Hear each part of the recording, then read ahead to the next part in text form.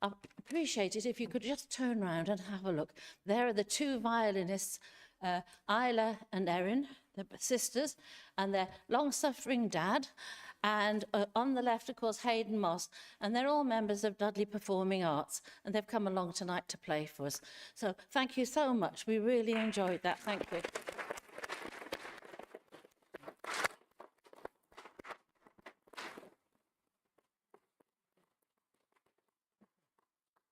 Bye-bye. Bye-bye. Go. Oh, sorry.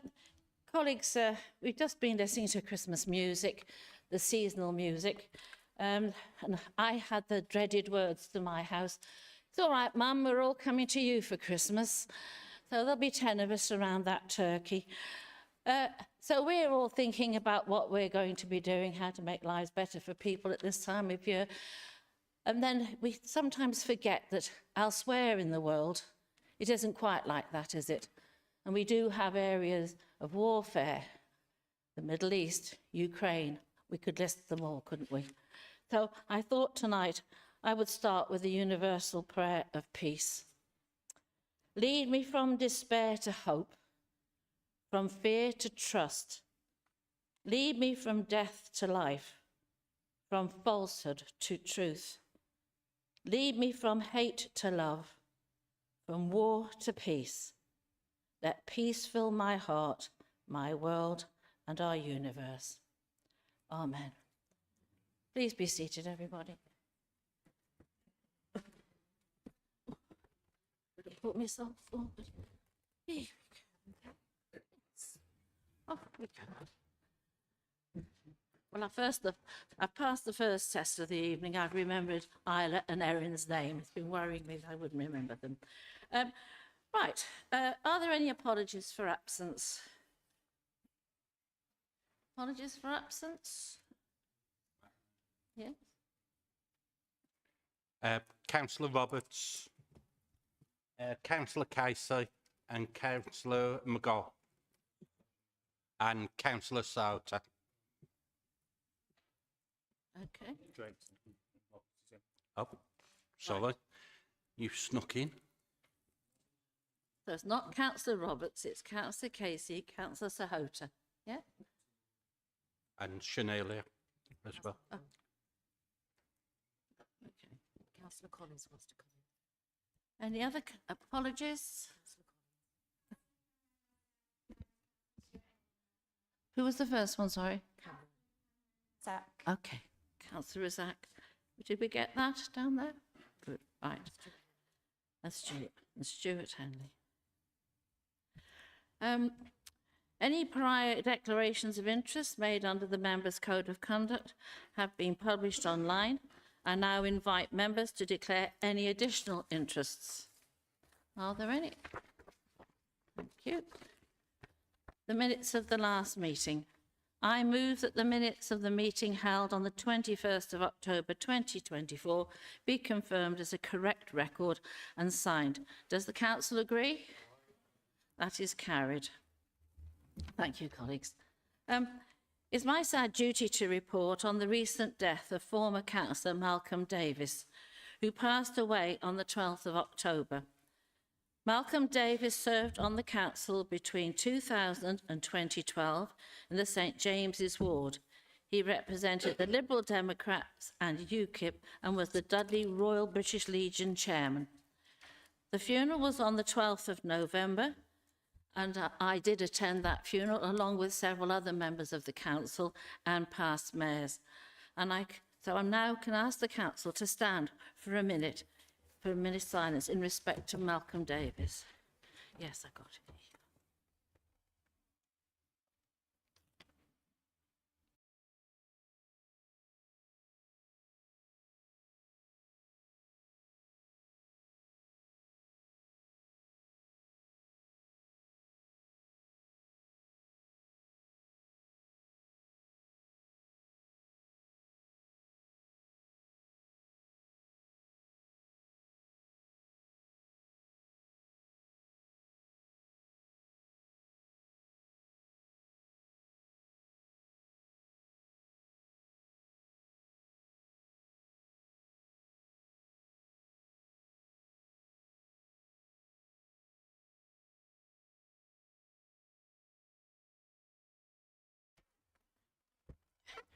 Are there any, sorry, folks.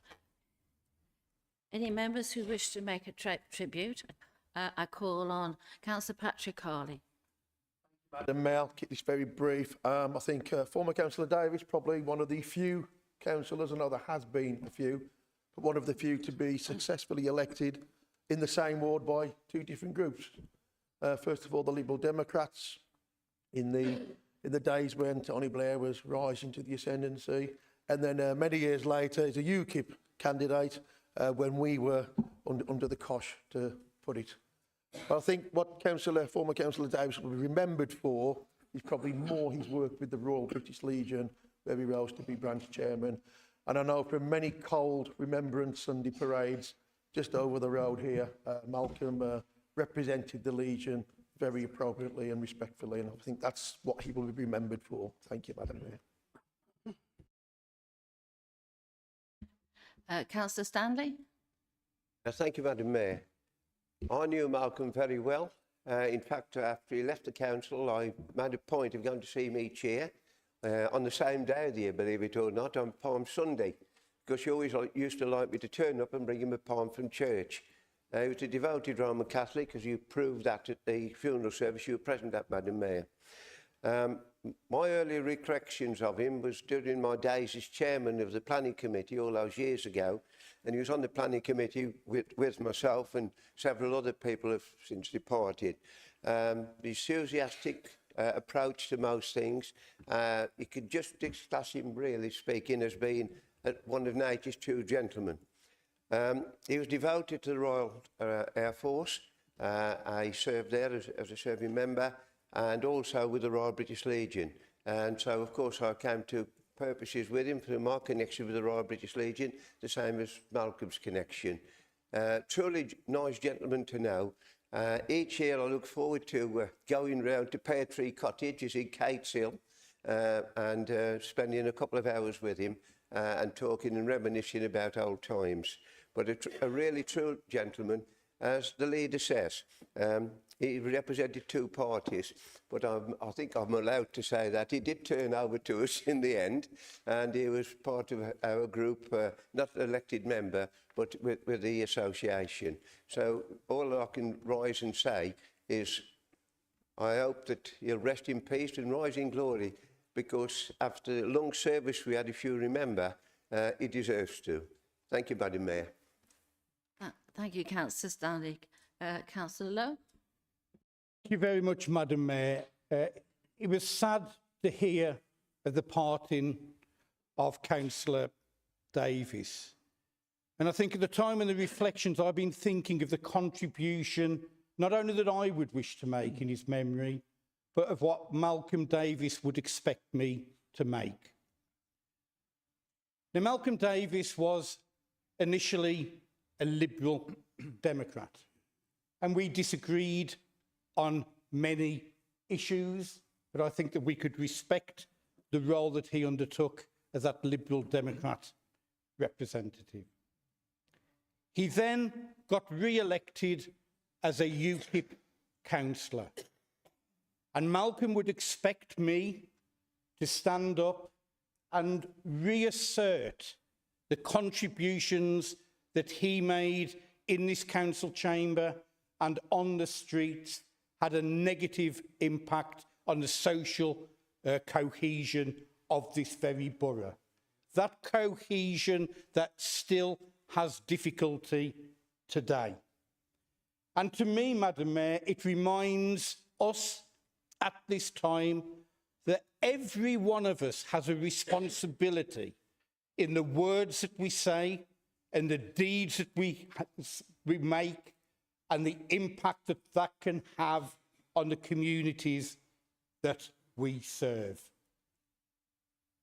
And our arguments won, but they have not gone away. We need to be vigilant each and every day in the efforts that we make to say that we celebrate every citizen of this borough, irrespective of their background, their sexuality, or who they intend to be. As the councillor quite rightly outlined, Malcolm then sought to seek election as a Conservative Party candidate. He never sought to be a Labour Party candidate. And I'm grateful, and my love and thoughts go out to his family at this very difficult time. We respect the work that he's undertaken. I think, as the leader quite rightly said, where all parties and all people will agree is a recognition of the work that he undertook as part of the British Legion, but a reminder to us that words matter and can have a significant impact, both positive and negative, and raise fear in our communities. Thank you, Madam Mayor. Thank you, Councillor Lowe. I'd just like to finish with two things. Members of the events team were there because they had worked regularly with Malcolm Davis, and they just said that they were so impressed with his energy, the way he worked, and the support he gave to the Royal British Legion. And my only other comment was, it was a lovely funeral. That's a very strange thing to say, isn't it? But the priest, those of us who were there will know that the priest kept asking us, now what comes next? And it just had a lovely feeling, that funeral, that you felt a lot of love in that church. And so thank you, Councillor Stanley, for what you said. You witnessed it, didn't you? Right. Following the recent resignation of Judy Foster, there will be a by-election in the Brockmore and Pensnet ward on the 19th of December. May I take this opportunity to convey the Council's best wishes to Judy Foster and express thanks for her many years of dedicated public service.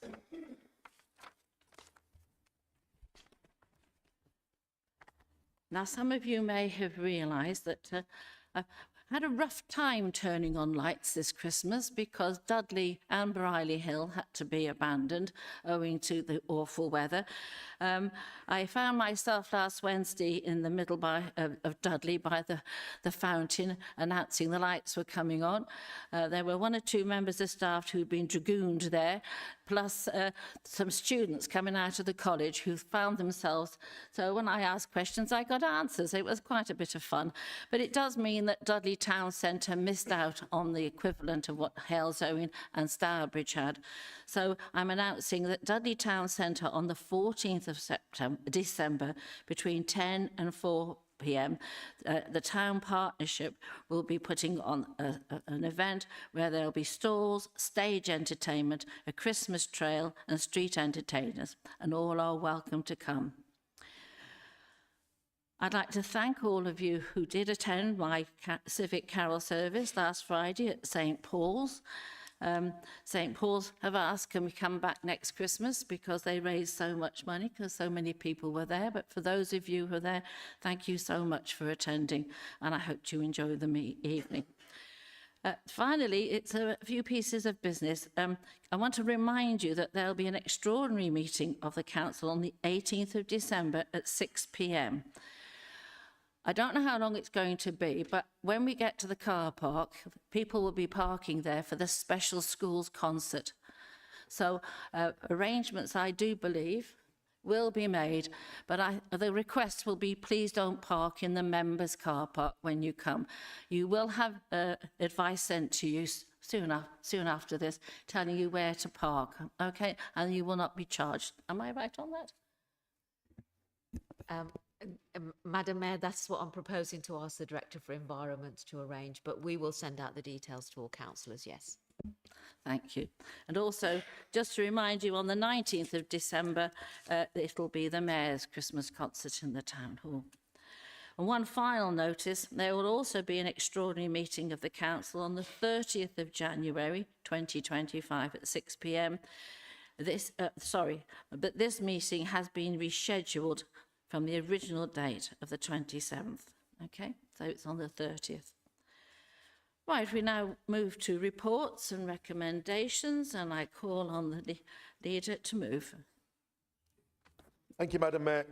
Madam Mayor, members of the Council, I move that the recommendation of the Cabinet as set out in the report be approved and adopted, and in doing so, wholly recommend this report. It is a good news story, new funding going into a cause I know, Madam Mayor, is very dear to your heart, Dudley Performing Arts. Thank you. Oh, thank you. Seconded?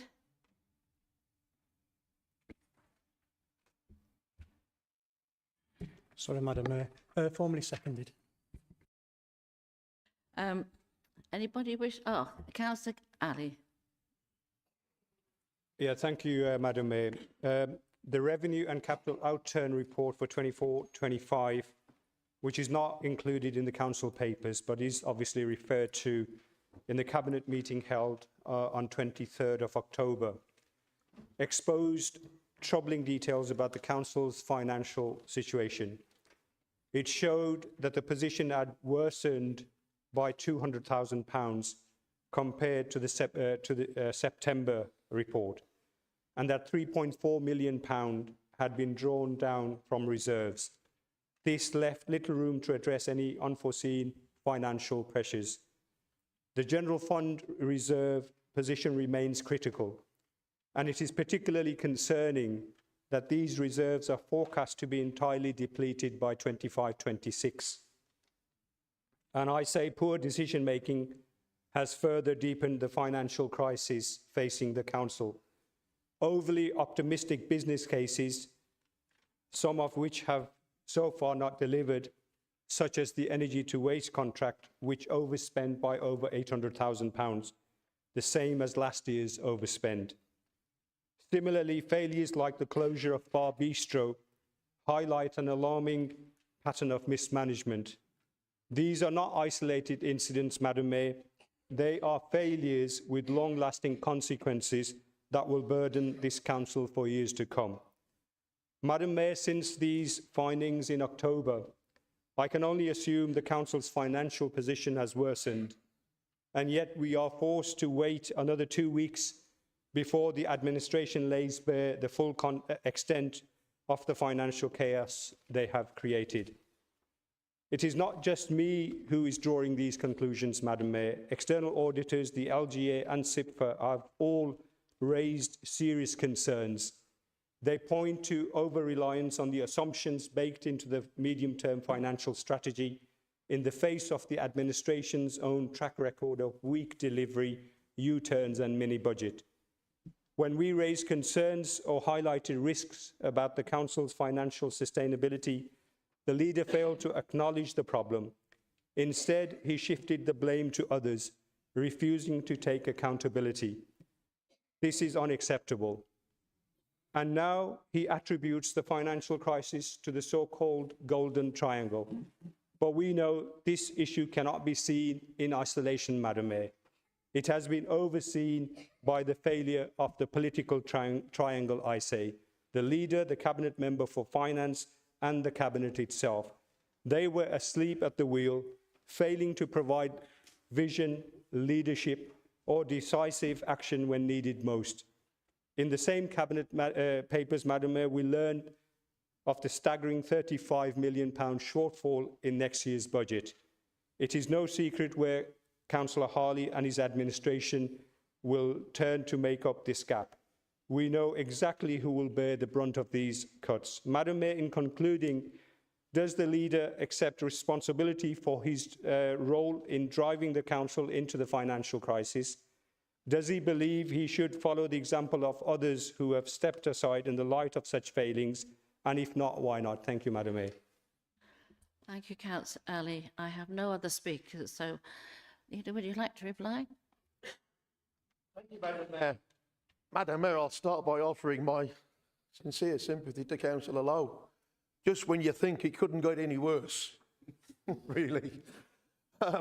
Madam Mayor, this is the same speech, the same diatribe that we hear every single cabinet and full council meeting. In fact, I don't think there was a word changed from the last full council meeting on this particular report. Now, someone once said a long time ago that a day in politics or a week in politics is a long time. In that essence, Councillor Ali really ought to keep up to speed. You are the Labour Group Deputy. You are their financial spokesperson. You will be having the same briefings as Councillor Clark. in this new age of having mature politics.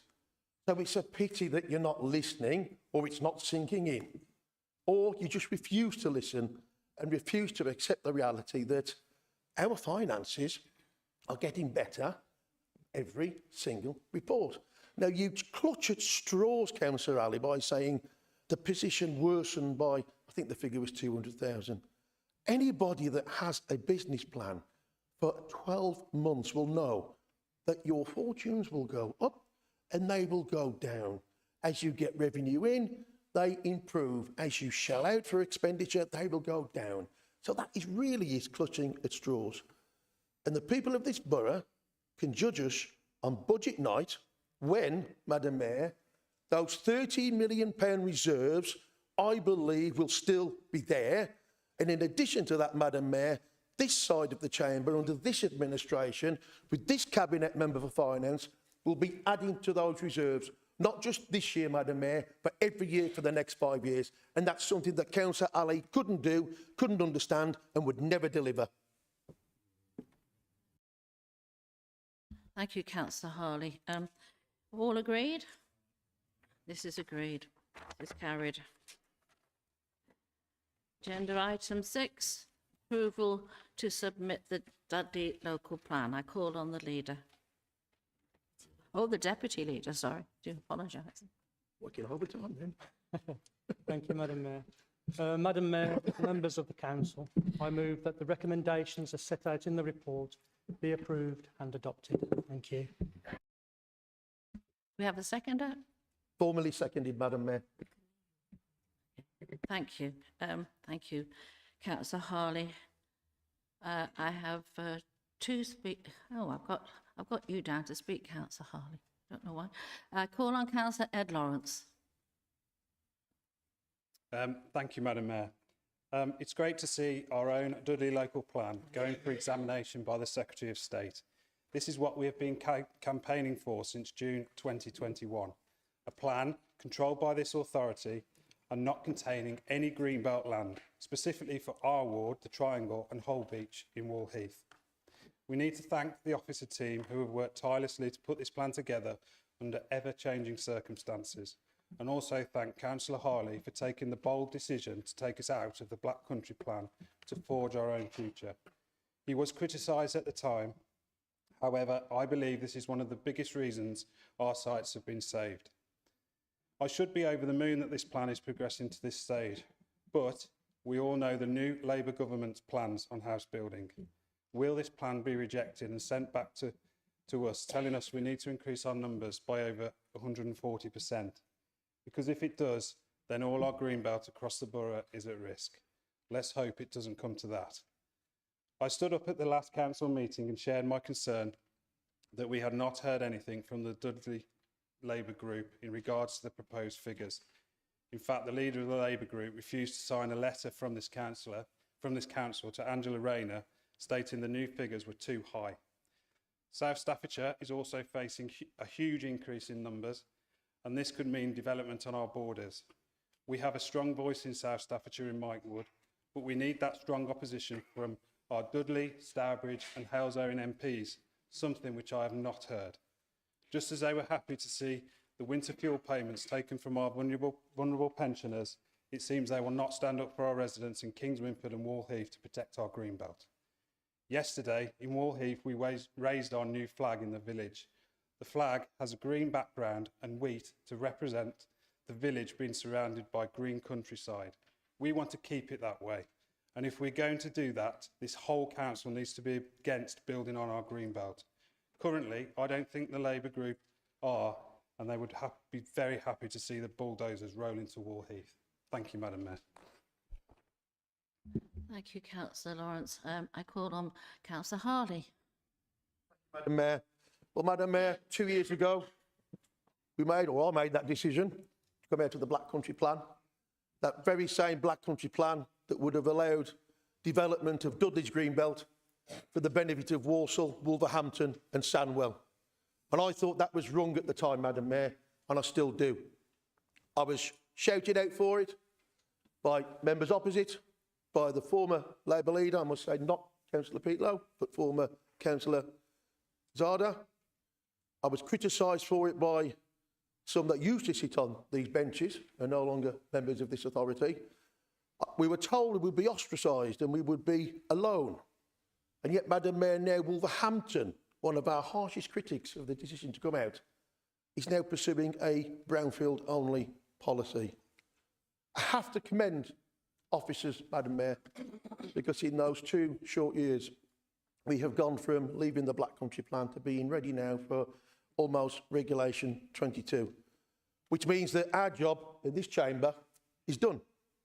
And we have a sound local plan that provides sufficient housing need to 2041 without the need for one blade of greenbelt.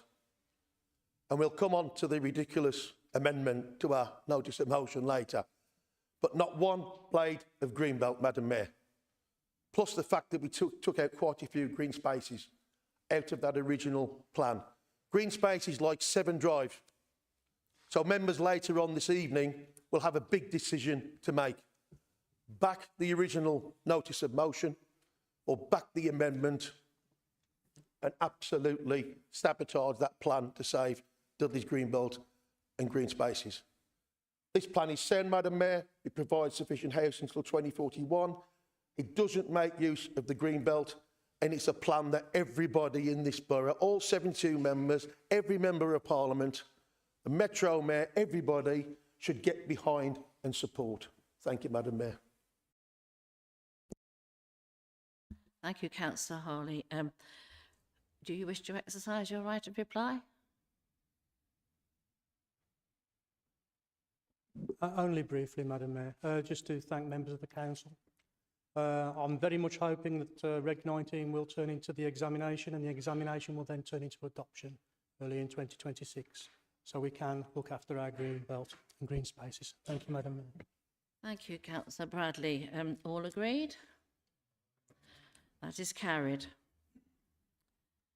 We now move on to agenda item 7, notices of motion. May I remind members that under Council Procedure Rule 12.5, the maximum time allowed to deal with all notices of motion is 30 minutes. If the notices of motion are not dealt with within this period, they will be referred to the next ordinary meeting of Council. Councillor Kesey. Thank you, Madam Mayor. I move that under Council Procedure Rule 22.1, the time limit of 30 minutes referred to in Council Procedure Rule 12.5 be suspended to enable all the notices of motion as listed on the agenda to be considered at this meeting of the Council. Thank you, Madam Mayor. And your seconder is? Seconded, Madam Mayor. Thank you. You've heard that we've been asked to suspend standing orders, that we will take the motions that are there on the page and we will not be restrained by 30 minutes. My advice to you is to remember, when a motion needs taking time, it's up to you when the vote is taken. So from now on, if you vote for this, the meeting will be totally in your hands, how long it will take. So on that piece of advice, I would just like to say, please, if you're in favour of Councillor Kesey's motion, please show. Hope we're going to have a... If you are in favour of Councillor Kesey's motion to suspend standing orders, please show. Oh, we don't need a vote. It's been seconded. Nobody's objecting. Well, Is anybody objecting? is anybody objecting? Oh, fair enough. I was expecting an objection. Fair enough. Oh, well, fair enough, folks. Right, we'll carry on then. Right, we now go to call on Councillor Simon Phipps to move the motion in his name as set out. It's not set out in the agenda, I believe, and changes to the National Planning Framework. Councillor Phipps, who is your seconder? Thank you, Madam Mayor. The motion will be seconded by Councillor Paul Bradley. Thank you. And may I speak? Thank you.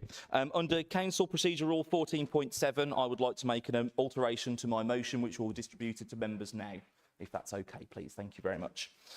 Tonight, we have considered the Dudley Local Plan. Now, this is an important document that will not only set out where development can take place in the Dudley Borough, but also enshrine the protection of the green belt around the edge of our borough in all parts of the borough, not just in certain areas. So that's Halesowen, Stourbridge, Dudley and elsewhere. This is a big moment for this council, given the position that we've been in recently. When we think about the Black Country Plan, the way that that was proposing that we built on the Greenbelt to meet the housing need of other nearby local authorities. Well, now there is another threat to our Greenbelt, not only in Halesowen but across the borough, and that is the proposed changes to National Planning Policy Framework set out by the government. In fact, it is the greatest threat to the Greenbelt that this authority has ever seen.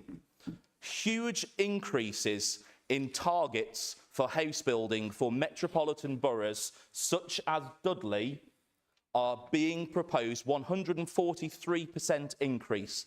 Not only will this make it virtually impossible to build those amounts of homes because of the amount of space that we have available in the borough, but it would necessitate the building on green spaces and green belt to get anywhere close to it. The government is also proposing to change the way that that housing need is calculated, moving away from population projections, i.e. looking at where people actually are going to live, and start looking at how many homes existing places already have. It's nonsensical. Not only is it impossible, but it's ridiculous, and it is also being objected to by almost every single Labour-run council across the country, as we've seen in a BBC News report this morning. Now, these targets will be mandatory if this plan goes forward. Mandatory means that we must comply.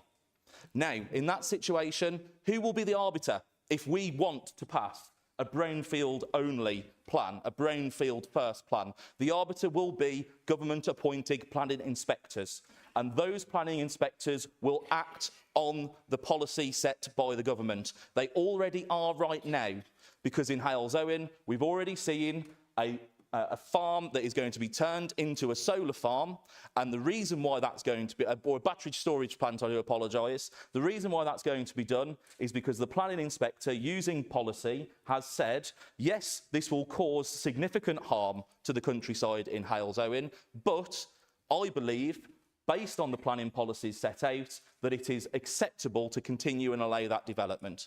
Now, what will happen if these planning policy changes go through at a national level is we will pass, or try to pass, a local plan that prioritises brownfield first, but we will instead be told by government inspectors to go away and start putting greenbelt land back in.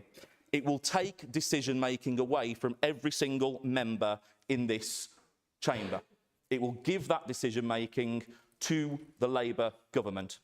Now, I do not trust the government on this issue when they say things like, oh, well, it will just be the grey belt, and we'll discuss that shortly. The reason why I don't is I remember that headline during the general election, probably from a member of the Labour Party campaign staff, frustrated that people were calling out this policy for what it is, which is destroying local democracy and the power for us to make decisions. They said, we don't care if we flatten the whole green belt. That is the aim. And if we do not take a stand against this now, then we will be bulldozed, rolled over by the Labour government, and we will have no choice about building on our green spaces. It's not just Conservative-run councils that oppose these changes. Every council across the country is probably raising issues with this, and we will see that with the government consultation responses, and I'm very glad to say that this council was very strong in its response, opposing the proposals that have been put forward. So, in conclusion, before we debate this, I hope every member will unite behind this motion and show the support we need and a strong, unified front to stop this dangerous attack on our local democracy and our local green spaces. Thank you, Madam Mayor. Thank you, Councillor Phipps. Councillor Bradley?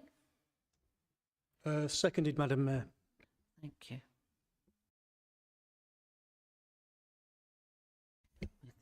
Have we got any amendments? Thank you. Councillor Cowell. Do I just remind you we do amendments first, okay? Councillor Cowell, have you got a seconder? Yes. Councillor Ali, Madam Mayor.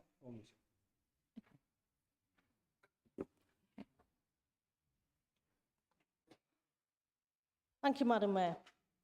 I feel that the substantive motion is born out of a perception that we will not be able to meet the new requirements as they are too onerous and jeopardise our green belt. The reality is a little different. The proposed changes to the MPPF come as part of a suite of changes to the planning system designed to drive up house building, whilst at the same time protecting our most valuable green belt. The government approach is now firmly brownfield first. Environmentally valuable land, or that which is of significant importance, will be further protected, as consideration in future will be brownfield, then grey belt, not flipping straight from brownfield to green belt. Furthermore, any development in the grey belt will have a mandatory requirement of 50% affordable housing. Infrastructure upgrades, including such things as schools and GP surgeries, must include benefits such as biodiversity net gain and improved access to high-quality green spaces. New homes here must also benefit from proximity to existing transport infrastructure. These will be high hurdles to cross and give greater, not lesser, protection to our precious green spaces. Raising the bar on such land will modify the existing economic considerations, which currently leave our open spaces vulnerable, as they require less remediation. With so many more considerations in place for grey belt, there will be less incentive to overlook brownfield land. Forthcoming changes across the planning system will see more certainty around government investment in social housing, restrictions on the right to buy, and work to improve the functioning of planning committees. House prices are rising more strongly in Dudley than on average across the UK, pointing to an unmet demand for housing in the private sector. At the same time, we have around 3,600 on the council waiting list, particularly for smaller 1- and 2-bed properties, suggesting a clear need for more house building within our borough. 345 affordable properties were delivered in 23-24. This is a drop in the ocean.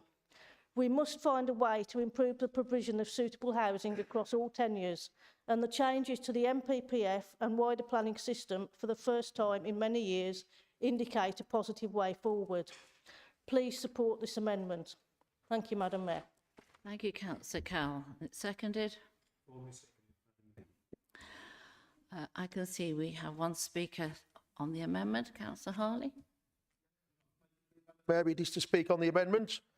First of all, the figures are unachievable. Don't take my word for it. Talk to our own planning department. They are unachievable, these revised figures.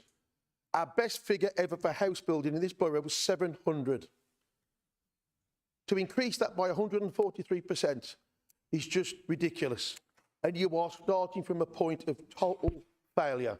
And if you believe they are achievable, Madam Mayor, then the opposition have lost all leave of their senses, and they are quite willing to wave the white flag to the government of the day and give up Dudley's green belt. Secondly, Madam Mayor, and the member who's put forward this ridiculous amendment, and I know you probably haven't wrote it yourself if the rumours are to be believed who did write it, but can you please define, Councillor Cowell, what grey belt is? Because I'll tell you now, after trying to deliver a local plan over the last 2 years, our planners don't believe we have any grey belt in Dudley. So there is no buffer in the sense that you've just explained. So we either build on green belt or we build on brownfield. It's one or the other, okay? So there is no grey belt in this borough. Thirdly, Madam Mayor, developers themselves agree with us. And I think there was a piece in the press this week, the last few days. Developers don't believe these figures. They don't believe they can deliver them. Even if we agree to build on Greenbelt, they cannot deliver this number of houses in the timescales that the government is proposing.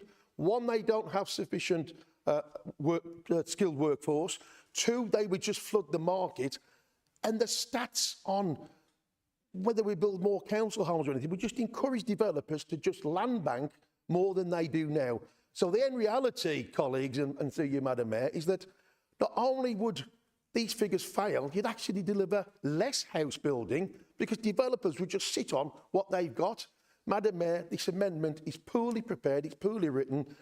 If we were to build on every blade of green belt in this borough, every green space and every brownfield site, no matter how contaminated, we would not meet these figures, Madam Mayor. That is an absolute harsh reality of the nonsense that's in this amendment to this notice of motion. I will certainly be urging my colleagues and other colleagues around here, and this is the chance now for Labour members to put up or shut up. You are either serious about protecting Dudley's Greenbelt, in which case you will vote down this amendment, or you are not. And if you're not, then you are writing our election literature, and I'm sure that of other political parties throughout this borough for 2026. And those that do support this amendment will pay with their seats, because the Greenbelt will be built on in Halzowen, in Dudley North, in King Swingford, in Stourbridge. There will not be a blade of Greenbelt untouched if we have to support this amendment and these plans go through and your government forces us to increase the numbers by 143%, decimating Dudley's Greenbelt. Thank you, Councillor Harley. Can I just remind everybody, you don't do your arguments any good if you insult the person who's written something. Just stick to the actual details of the motion. Whether you agree or not, that's fine, but please be careful of the words you use. I call on Councillor Kesey. God, I've never been called God before, but I'll take it if you want. Madam Mayor, just a brief point on this. I understand the reason for this notice of motion. I agree with this notice of motion, but in a way I also agree with the amendment to it. I just wanted to point out one thing though, that I think is a bit rich coming from the Conservative side, and I hope you take this point in the way that it's meant. Without discussing the pros and cons of it, because to me that is irrelevant at the moment, but figures were announced recently that almost 1 million more people came to live in this country. 1 million more. Now, as I say, it doesn't matter what your views are on that, but somewhere, they have got to live somewhere. They can't just be stuck in fields or, hotels or whatever, and at least with this amendment, in my opinion, there are options as to some of the things that could be done. In terms of the notice of motion itself, yeah, it's a good rant. Councillor Phipps rants really well, as does Councillor Harley, and I agree with them, but it doesn't suggest any alternatives. To me, it doesn't put forward any reason to support it other than it can't happen in Dudley. And I think that needs to be borne in mind. Thank you, Madam Mayor. Thank you, Councillor Kesey. Councillor? Yeah, thank you very much, Madam Mayor, and I'll be relatively brief. I actually think Councillor Kesey picked up a number of the points that I was going to raise, and it's quite surprising because I think it shows the more the discussions go on within this chamber, I find myself in the, I'm not sure whether it's enviable or unenviable position of myself agreeing with you more often than not, Councillor Kesey. And I think the first thing when we look at the amended motion, the same can be said with the Conservative Party and the Liberal Democrats, because I had an email only this afternoon with a proposed amendment which appears to be almost word for word the new Simon Phipps amendment. So it's very good to see actually the Conservative Party and the Liberal Democrats working in partnership. And when we talk about leaflets, Councillor Harley, rest assured we'll be reminding the people of Dudley of that very cosy relationship. Now, Councillor Kesey is absolutely spot on in that there's elements both within the amendment, and to stop Councillor Harley getting too excited, the way that this process works, we vote on the amendment will pass and fail, and then we will vote on the substantive motion, whether amended or not. So before you get your ink out of your pen, wait and see where we end up at the end of this debate. Now, the Labour Party, and Councillor Lawrence made the very well scripted contribution earlier on when he was talking about the fears, and remember my first contribution was this evening was talking about the responsibilities of each and every one of us within this council chamber. So a simple reminder, let's have robust debate. Let's have robust disagreement. But please, Councillor Lawrence, please, let's have an emphasis on honesty. The Labour Party oppose the building on greenfield sites. Now, I know that a lot of our literature is not necessarily stuff that you would wish to read at election time, but it was made explicit in tens and tens of thousands of leaflets. We oppose Greenbelt then, we oppose it now. As Councillor Kesey outlined, and I'm not really sure why all the excitement's about, this amendment was simply built to build upon the existing motion. Now, I understand with the relationship that you have, that the amendment is likely to fall. We'll keep an eye on who votes which way. And then, before we get excited, let's wait and see whether we remain in opposition, whether there's a split, or whether actually as a council there is one voice at the end of this discussion. Thank you very much, Madam Mayor. Thank you, Councillor Lowe. I have no other speakers, so I turn to you, Councillor Phipps, for your right of reply on the amendment.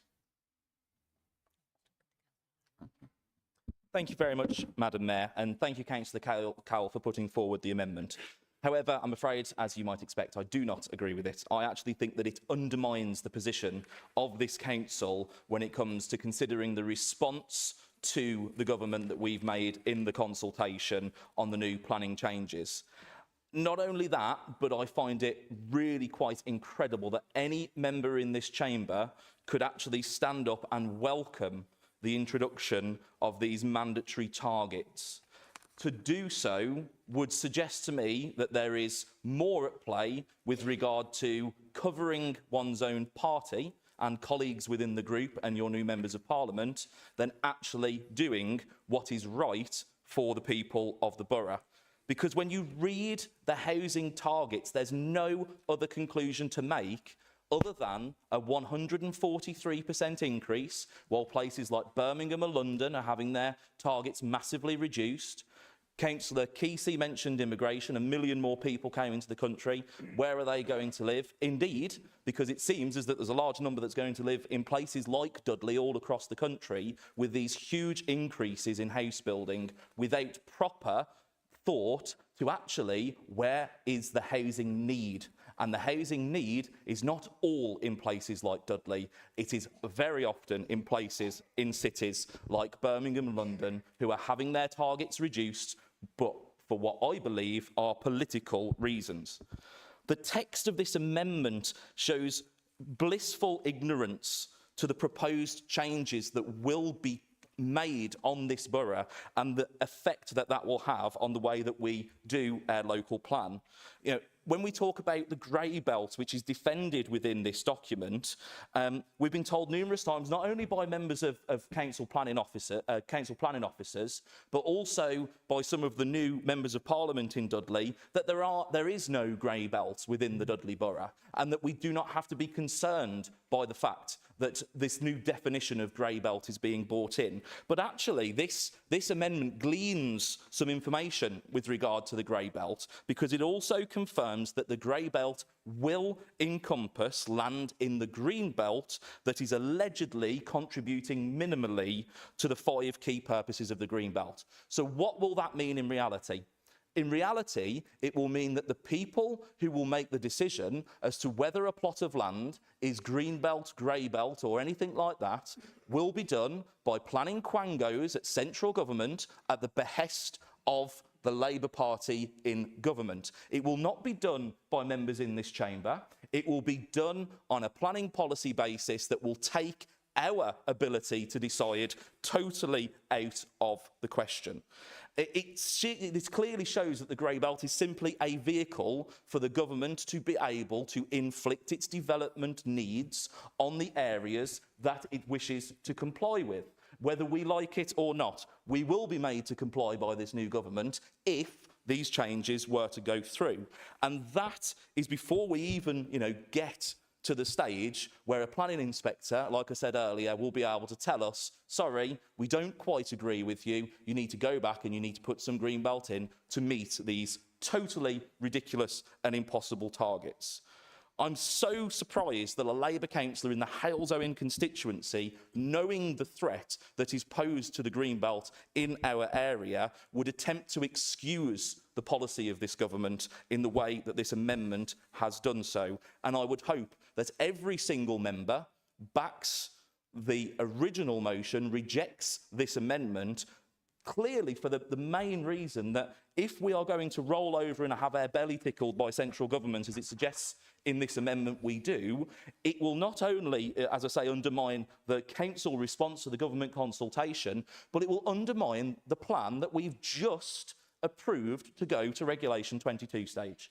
It will torpedo our credibility at passing what I believe is a strong, robust and sound plan that meets the needs of this borough.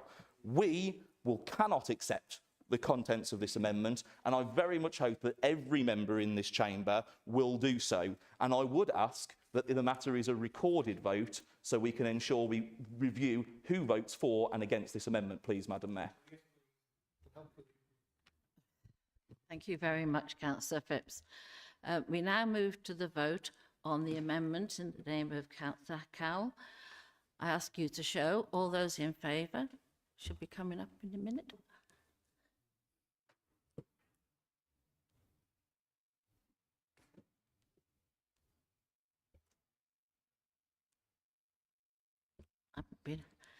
You like me, you can't. Oh, there we go.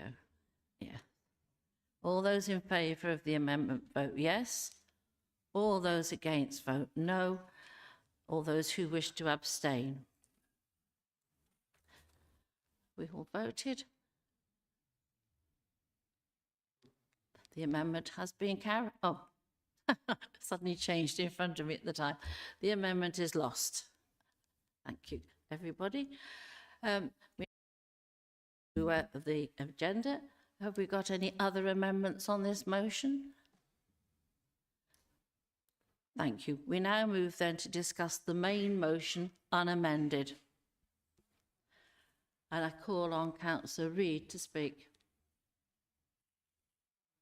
No? No? I think you might have all pressed your buttons thinking you were voting. Yes? No? Councillor Priest, do you wish to speak? Thank you. Thank you, Madam Mayor. And just before I go, I'm shocked to learn actually that Council Lowe sees collaboration in this chamber as a negative. He certainly didn't see it as a negative when he propped up a Conservative council back in May. Now, my great-uncle was Cliff Willits. Like me, he was a Cradley councillor, and he went on to become the first Labour mayor of Halesowen. So for those of you wondering just how the apple could be flung so far from the tree, I'd point out, like all good Labour councillors, he ended up leaving the party and beating them in the subsequent election. Councillor Priest, stick to the argument. I'm getting there. Now, like me, Cliff shared a deep love for the countryside in Cradley, particularly Foxcote Field, which makes up the border of our community.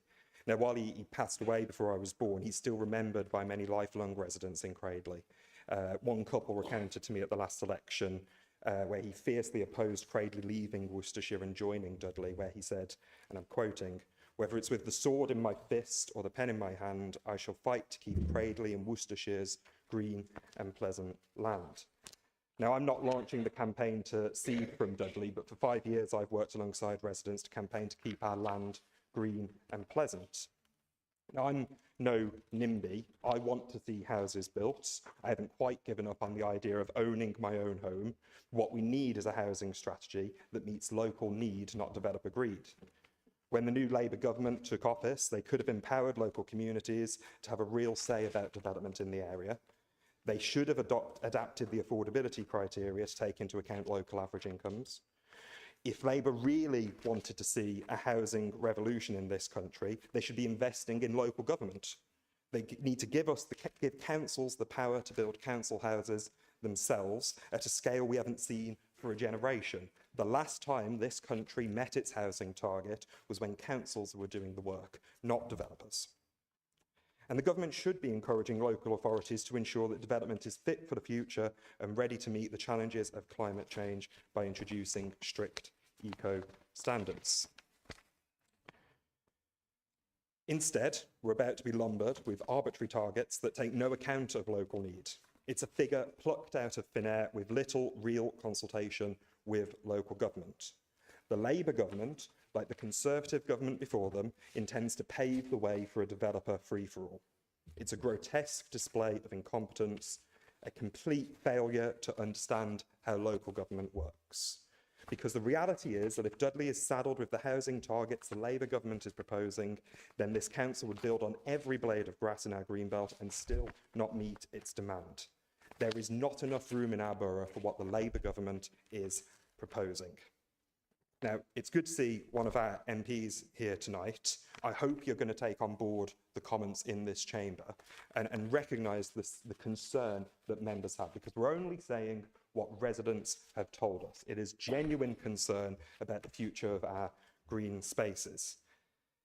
The new government isn't likely to care what a bunch of councillors in a place they couldn't point to on the map says, but they will listen to you. And I would remind you that your job is not to be Westminster's voice in your constituency, it is to be your constituency's voice in Westminster, and every one of the residents that you serve is as much concerned about this as we are in this room. Thank you, Councillor Priest. I call on Councillor Atkins. Thank you, Madam Mayor. So today I stand before you to speak about something that lies at the heart of our shared future, our local greenbelt and green spaces. The greenbelt is more than just a scenic landscape. It's a dynamic force for sustainability. Its fields ensure local food security, provides a sanctuary for wildlife, refuge for biodiversity, and a haven for human recreation. It reminds us that nature is not a luxury, but a necessity. Across the borough, our green spaces are a shield against sprawling forces of urbanisation, protecting not just our natural spaces, but our way of life. It is a place where children can play, families can gather, and everyone can experience the restorative power of nature. Yet today, this precious resource is under threat. National housing targets are threatening to remove the power away from those of us in this chamber into government schemes that pronounce the use of a fictional grey belt. Let me be clear, this does not exist in Dudley. We have a brownfield first policy that you've heard tonight and plan that every member in this council needs to get behind. Pressure mounts to pave over what remains pristine, to turn green into grey, and to prioritise short-term profit over long-term prosperity. Development encroaches, and with it, the risk of losing forever what we hold dear. So let me be clear. Protecting the green belt is not an obstacle to progress, it is the foundation of sustainable progress. To destroy it is to mortgage our future for fleeting gains. We tonight in this chamber are the stewards of this land. We have a duty. The green belt is not just for us, it belongs to every citizen in the borough and to every generation yet to come. This is a shared responsibility and we must all rise to the occasion. I say tonight to send a clear message to the government and reject this centralisation of housing targets, which will be an attack on our green spaces. Let us be bold, let us be visionary, let us be the generation that chose preservation over exploitation, that valued the common good over individual gain, that left a legacy of green open spaces for our children to cherish. Thank you, Madam Mayor. Thank you, Councillor Atkins, and I call on Councillor Harley. Thank you, Madam Mayor, and this is to be clear to speak on the original motion. At the start of this process, I offered both group leaders the opportunity to write to the Secretary of State to voice our opposition to the proposed increases in these housing numbers. One group leader did agree to sign the letter. Councillor Lowe unfortunately didn't, due to the fact that I would not remove the line that these figures were unachievable. I think it's clear tonight they are unachievable. However, the three recommendations, one of them is that I, again, write to the Deputy Prime Minister. I would invite both group leaders to show that we are united in protecting our green belt. And if it's not just hot air for this chamber, then I'm sure that Councillor Lowe will join Councillor Priest and myself in once again writing to the Deputy PM to say that these figures are unachievable, and please back us on what we are recommending in the amendment, sorry, in the notice of motion. And if you are true to your word, Councillor Lowe, I'm hoping this time that you will not back down, you will not follow the party line, and you will sign the letter as and when it's prepared. Thank you, Madam Mayor. Thank you, Councillor Hawley. Councillor Lowe. Yeah, thank you very much, Madam Mayor. I think it's fair to say I really wasn't going to get up and speak at during this debate. I think I made my views relatively clear on the amendment. But I mean, Councillor Hawley quite rightly gives me the challenge. I think it is worth reminding both Councillor Hawley and hopefully, whilst he cannot speak on this, but the nods will prove assent. That was not the only reason for me not signing the letter, and I think by implying that it was, actually you're misleading many members of the group. I fully accept it was part of the reason, and I'm sure that with the new partnership arrangements, when we can look at that, that we can look at the reasons for that. But you give me a challenge about, should this motion be passed, would I be willing to sign that? Well, democracy rules, does it not? And I'm sure that if within this council chamber that we find a unified position from this council, and provided based upon this motion we can find the wording to send down there, then it would be a pleasure and a privilege to sign said letter. Thank you very much, Madam Mayor. Thank you, Councillor Lowe. I have no more speakers, so I put to Councillor Phipps, you wish to speak again? Madam Mayor, you act as if you are surprised that I may wish to speak again. Thank you for everybody's contributions towards the debate. I appreciate that a lot of the time in this chamber there are very, very heated exchanges, very party political exchanges, but when it comes down to an issue of this severity, I'm all in favour of speaking extremely plainly. And extremely plainly right now means there are two things going to happen over the next few weeks, couple of months. Either the government will back down in the face of pressure from, I think, the vast majority of councils, if you look at the news report from earlier today. Either they will back down based on that pressure, and they will start to look at this again and start to believe that actually we need to introduce something that is achievable and realistic and viable, much like a local plan has to be if we're going to have it accepted, rather than these fantastical figures that do nothing but, as I said earlier, what I suspect it does is politically move housing delivery around the country away from areas of need and towards areas that the Labour Party believes it will be better to deliver their housing in for political purposes. Now, whether you agree with that or not, on the table right now is a motion that sets out plainly the effect that these changes will have on this borough and the response that Dudley Council is having towards those changes. I hope everybody votes for this motion.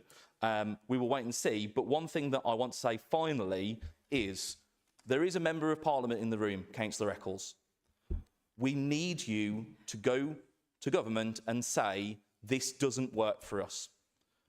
Whatever your political thoughts on the matter, I hope you can agree that the target they are proposing is totally unworkable, and it puts sites across the borough and in Stourbridge in particular at risk. We can vote for this amendment and we can help to put it to government that we do not want that pressure on these sites in our areas and your constituency. Or we will see that these changes that are being proposed will just totally take away our own ability to make those decisions. So finally, Madam Mayor, once again, I would ask if we could put this to a recorded vote. Thank you. Certainly, thank you. So I put to you the motion in the name of Councillor Phipps, unamended, which I'll ask you to vote now.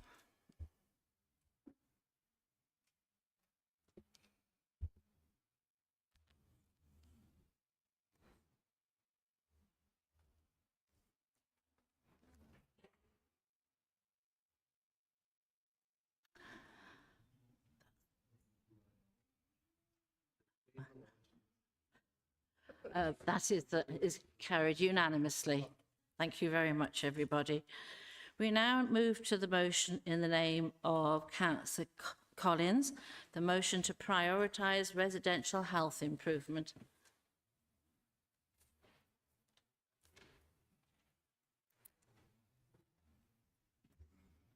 We haven't got an amendment on this, have we? Thank you, Councillor Collins. There we go.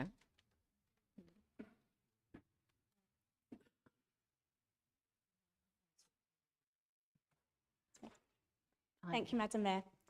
I'm sure we all have our own knowledge and thoughts on the health of our own ward's residents in the Dudley Borough. As we know, a community's health is not just a metric of survival, it is the foundation of a thriving, vibrant society. It's imperative that we take focused action to address the health needs of our diverse population. Our approach to health must be collaborative and inclusive. This not only fosters a sense of ownership, but also cultivates a commitment to improving our community's health incomes. We can reduce health inequalities and empower our communities to take charge of their own well-being. We've seen the development of two notable projects in our borough in two very different communities, the Brockmore and Pensnet project and Life in Lye. These initiatives have been tailored specifically to the demographics of their respective areas, demonstrating that personal, relevant projects are key to enhancing health outcomes. The lessons learned from these initiatives should serve as guiding models for our future efforts. The motion we are discussing today calls for Dudley Council's Public Health Directorate to prioritise the improvement of residents' health of all ages. We propose a bottom-up approach where residents will actively identify their health challenges and co-develop solutions. This ensures that our initiatives are not only effective, but also resonate with the unique needs of each of our communities. However, it is essential to acknowledge the current landscape of healthcare. Whilst the NHS has made significant strides in addressing ill health, it often falls short of prioritising preventative care. Furthermore, a one-size-fits-all strategy does not adequately serve our diverse population. We must shift our focus to preventative measures and tailor our health initiatives to meet the specific needs of our residents. In addition, we must also consider the role of our leisure centres, which are vital for promoting health, well-being and social interaction among residents of all ages. Before making any decisions regarding their closure, the Council will undertake a comprehensive impact assessment. This will ensure that we fully understand the potential consequences on community cohesion, public health and access to recreational facilities. I urge all of you to support this motion to prioritise resident health improvement in Dudley, committing to a community-focused approach to health initiatives that combines addressing existing health issues with a strong emphasis on preventative care. We can create a healthier, more resilient Dudley for our residents. Thank you, Madam Mayor. Thank you, Councillor Collins. I apologise, I forgot to ask who's seconding this for you. Thank you, Councillor Tromans. The rule does state that you shouldn't speak until I know who the seconder is. I do apologise, I forgot to ask. So, Councillor Tromans, is you seconding? Thank you. Any speakers? Anybody wish to speak? I've got Councillor Adam Aston.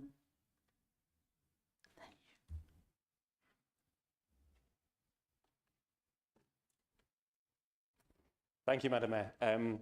The irony of a Conservative councillor doing a motion on inequality is not lost on me. I shall begin with the final paragraph of the motion and the request for an impact assessment ahead of any potential leisure centre closures. Councillor Collins may be aware that she's a member of a party which has a habit of closing leisure centres in our borough. Brierley Hill Baths closed by the Tories on the 1st of January 2006, and Coseley Baths, closed by the Tories in August 2009. Just prior to the closure of Brierley Hill, minutes of the then Select Committee on Good Health, which took place on the 17th of November 2005, detail Labour members calling for health impact assessments to form an integral part of any future decision which may affect health and well-being within the borough.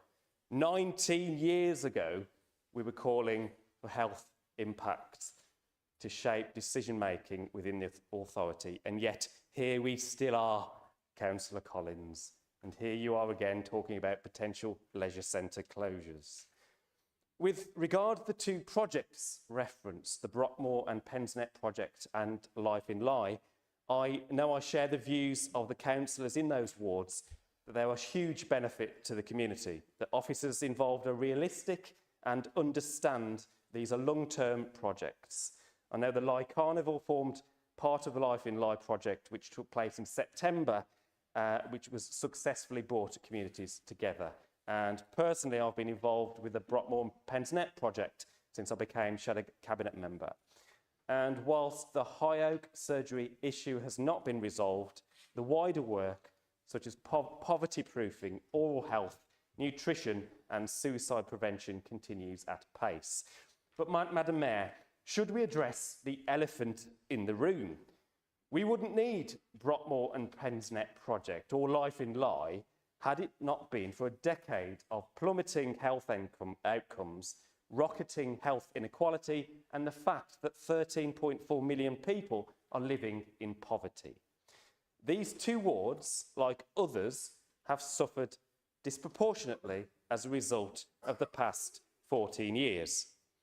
Higher than national levels of childhood obesity, amongst the highest suicide rates in the borough, life expectancy in 2022 lower than it was in 2011, all compounded by a stagnant economy and low wages.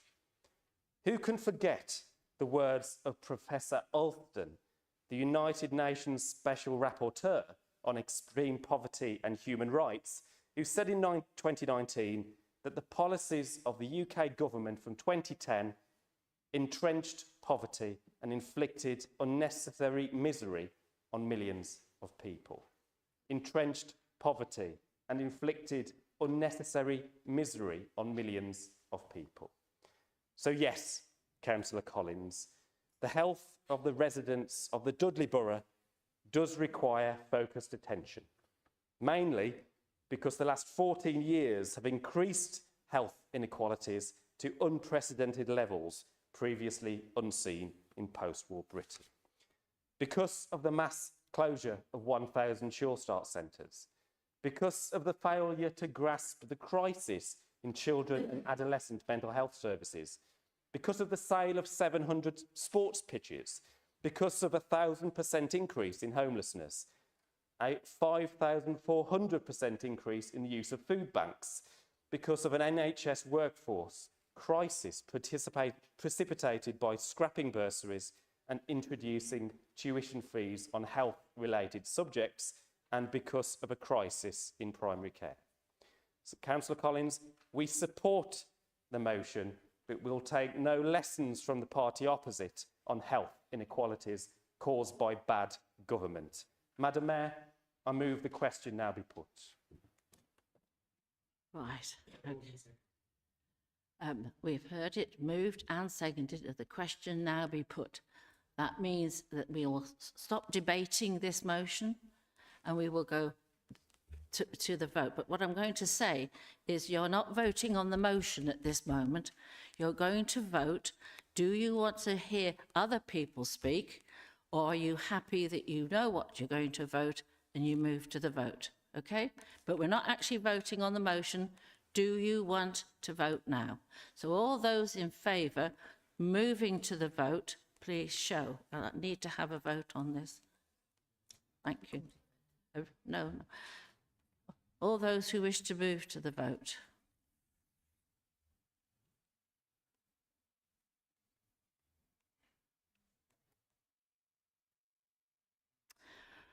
We will not be moving to the vote, so I call on Councillor Tromans.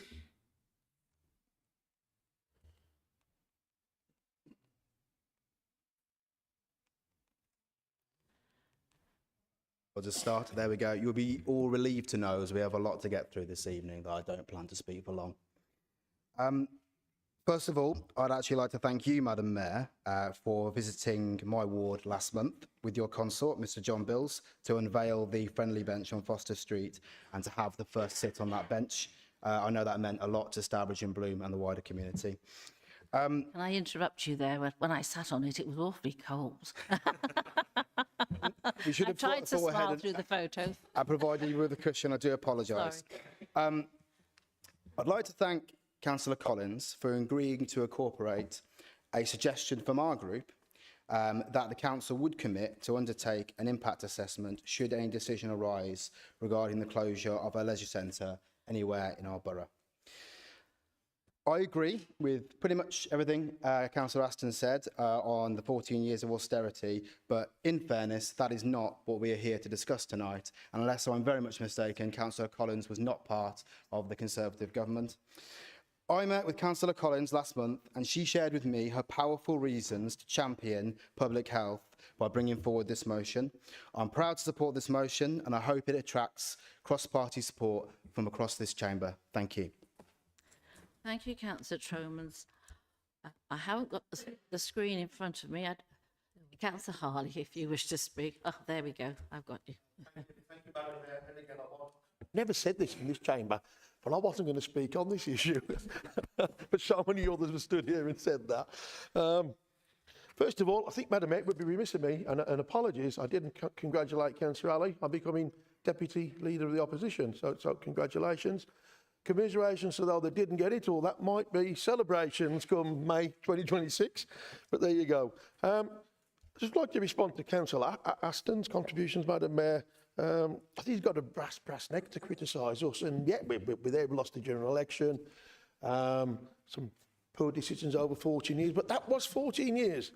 Look at the bad decisions from the party opposite in barely 20 weeks. So I don't think we'll take lectures on bad governance because it's coming out literally every week from the party opposite in Westminster. But with the absence of Councillor Sahota, I wasn't expecting that phrase impact assessment to be mentioned tonight. So you've got that point, Councillor Aston.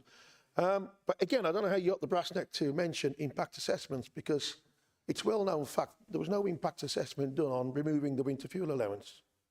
There was no impact assessment done on what you've done to family-owned farms that have been in the same family for generations.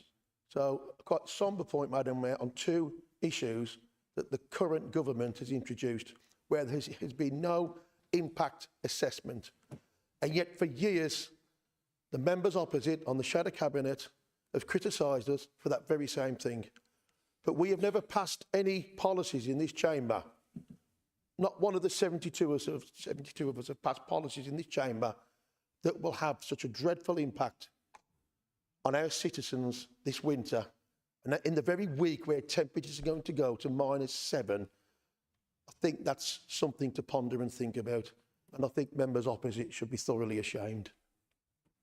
Thank you, Councillor Harley. Councillor Kesey? Thank you, Madam Mayor. Very quickly, I will be voting in favour of this notice of motion. I totally agree. Never mind childhood obesity. Some of us also need adult obesity sorting. The one question I'm going to ask, though, is you're a Conservative councillor with a Conservative-led council. Why did it need to be a notice of motion? Shouldn't you just have done this anyway? Shouldn't need to have come before us, but I will be supporting. Thank you very much, Madam Mayor. Thank you. Councillor, I have no more speakers, so I call on Councillor Collins to have her right of reply. Thank you, Madam Mayor. I'll take this in reverse order. Councillor Kesey, you are absolutely right. But by putting this as a notice of motion, it puts an onus on us as a council to actually carry out those actions. okay. Having had quite a detailed conversation with Councillor Tromans and his feelings and his residents' feelings about leisure centres, conversations that have also been replicated in my own ward of Hayley Green and Cradley South recently following our Halzone Community Forum, I do think that we just need to make sure that this is put down so that we become accountable for this. Councillor Aston, Lie, Rockmore and Pensnet, traditionally held Labour wards. And unfortunately, the leader beat me to make the point about the winter fuel payment. But interestingly, I am a public health student in my first year of university, and reliably, my fees are probably going to be over 10k next year, thanks to your government's plans to increase them. Just one more quote, and you guys know I love a quote. You can't spend your way out of a crisis. We can only invest in the future. Thank you, Madam Mayor. Thank you, Councillor Collins. So I put to the motion in the name of Councillor Collins on, I forgot what it's called now, resident health improvement. All agreed? Thank you. Anybody against? That's carried. Thank you. We now move to motion again in the name of Councillor Phipps, World AIDS Day. I'd just like to say, before Councillor Phipps rises, what he's done is he's recognised that the motion says that we should be doing something on December the 1st, and here we are on December the 2nd. So what he's exercising is 14.7, where a member may alter a motion of which he or she has given notice with the consent of the meeting. I think you've got the consent of the meeting, otherwise we'd be talking rubbish, wouldn't we? Over to you, Councillor Phipps, and who's seconding your motion? Thank you, Madam Mayor. There'll be Councillor Paul Bradley again. Thank you. And I'd just like to start by saying I am very aware that I have not come suitably attired this evening. I was unable to identify a location at which I could get myself a ribbon, so I found the only thing that I could find which was red, which in my household is difficult to get things that you can wear which is red, and that was a poppy. So it's the only red thing I can have on with respect to this item. But hopefully, with one of the recommendations in the motion, it will be a little bit more easy for me to get my hands on one next year.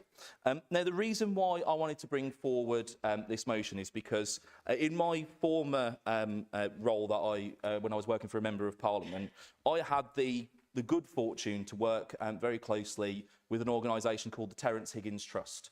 And that was on a campaign that they were running, which started by the Elton John AIDS Foundation, to roll out opt-out testing to more accident and emergency departments across the country. And that was places that have a very high or high prevalence of HIV in those areas. It was a privilege to be a small part of that campaign and supporting the Member of Parliament that I work for in that to try and ensure that we get the testing rolled out. And to just briefly explain what it is for members, when you go into an accident and emergency in those areas, it started out places like Blackpool, London, Brighton. It's now been rolled out. It includes places like Sandwell and Birmingham nearby.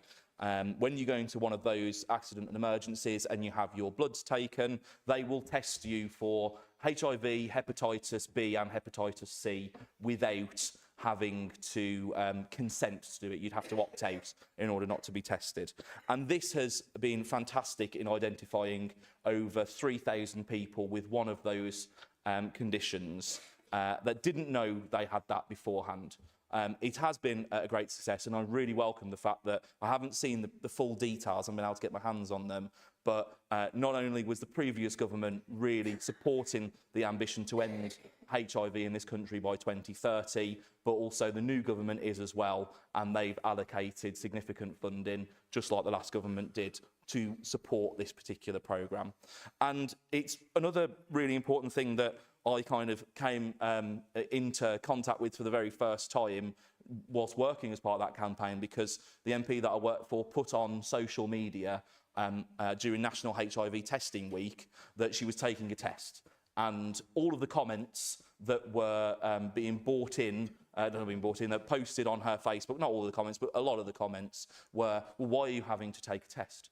Who have you been sleeping with? And that is exactly the sort of thing that stops people from taking a test, even in private, even when you can order them online. It stops people from doing that, and it stops people, any walk of life could have HIV, and if you don't know it's there, you could end up with a very serious health condition by not having it treated. Whereas this opt-out testing and promoting testing, doesn't matter who you are, what walk of life you lead, promoting that testing will help to identify people who would never have even thought they would have HIV. So I'm hoping that we can get quite conveniently, one day after World AIDS Day, support for the recommendations within this motion, notably on trying to extend opt-out testing to Dudley as well, and to make sure that it's in Russell's Hall Hospital, and in fairness, as many hospitals as we can possibly get it in all around the country. But if we can do our little bit in Dudley, I think that will be extremely, extremely helpful. And it is also to recognise the really good work that is done. Sometimes on a national level, members may have a lot more knowledge about the work that's done locally, and hopefully people might be able to speak about that as part of the debate, but also recognising the incredible work that has been put in on this issue on all sorts of by all sorts of charity and representative groups. And then finally, I just want to plug that I think HIV testing week, hopefully it's happening again, and if it does, it will be sometime soon in February. I think that's when it was last year.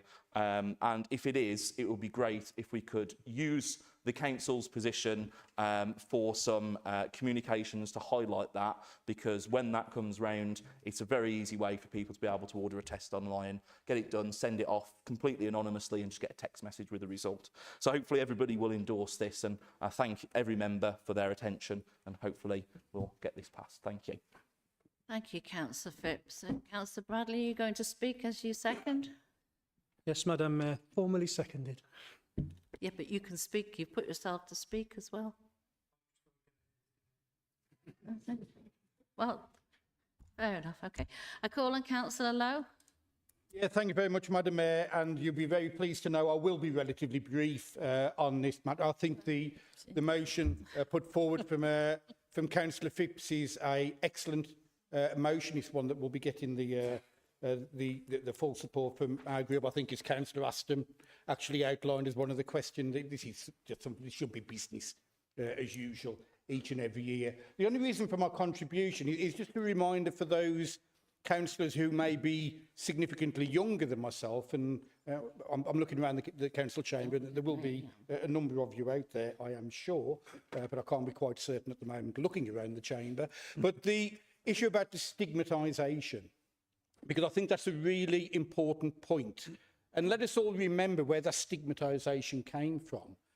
Because I remember growing up in the 1980s under the Conservative administration of Margaret Thatcher that stigmatised whole parts of the community. Indeed, it was one of the things that got myself political in 1984-85 with my brothers and sisters in the LGBTQ community. And then later on as a nurse, I remember the stigmatisation when I was working at Corbett Hospital and at Wordsley Hospital and at Russell's Hall Hospital about those people who were being treated with HIV. And it takes me back, Madam Mayor, to my first contribution this evening, that words matter. And what a Conservative Member of Parliament and leader said in the 80s permeated through that party up until the 2000s. And indeed, credit to David Cameron and the people that came post him for recognising the importance of equality within our community, because quite up until that point, the ruling administration were far more interested in what divided communities rather than what united communities. And this motion, excellently put by Councillor Phipps, actually takes the Conservative Party and indeed his council chamber absolutely bang up to date to 2024. And it's just unfortunate, Madam Mayor, that I had to have placards, I had to have a nursing uniform to fight that stigmatisation for decades. Welcome. Thank you, Councillor Lowe. I call on Councillor Adam Aston. Thank you, Madam Mayor. I don't think any of us would disagree with the sentiment of this motion. I acknowledge that we've now passed World AIDS Day. It's 43 years since the first diagnosed case of AIDS within the UK, a disease which has touched every community and devastated lives irrespective of gender, race, religion or sexuality. But it has fallen upon gay men to shoulder the burden of hatred and stigma as a result of this horrendous disease. Throughout the 1980s and the 1990s, Britain's gay community suffered at the hands of the right-wing press. They wrote of the gay plague. We will never forget and we will never forgive how they weaponised a global health emergency and how they stigmatised a generation of young gay men. Whilst I won't be formally amending the motion, I acknowledge, and I'm sure Councillor Phipps will join me in congratulating the new government on its commitment to provide a further 27 million in extra funding to further expand the A&E opt-out HIV testing service, as he said, to produce an updated HIV action plan and provide 37 million for global efforts to support access to sexual and reproductive health services, because eradication of a disease can only happen through a global effort. This generation, and hopefully this government, will be the one that ends new cases of HIV in England by 2030. Thank you, Madam. Thank you, Councillor Aston. Councillor Kesey. Thank you, Madam Mayor. No one's probably surprised that I stand up to speak on this notice of motion, which I will be backing wholeheartedly. And I'm glad you stood up and spoke, Councillor Phipps, because now I understand why you put the notice of motion forward, because I was sceptical. I didn't want it to be a politically driven notice of motion.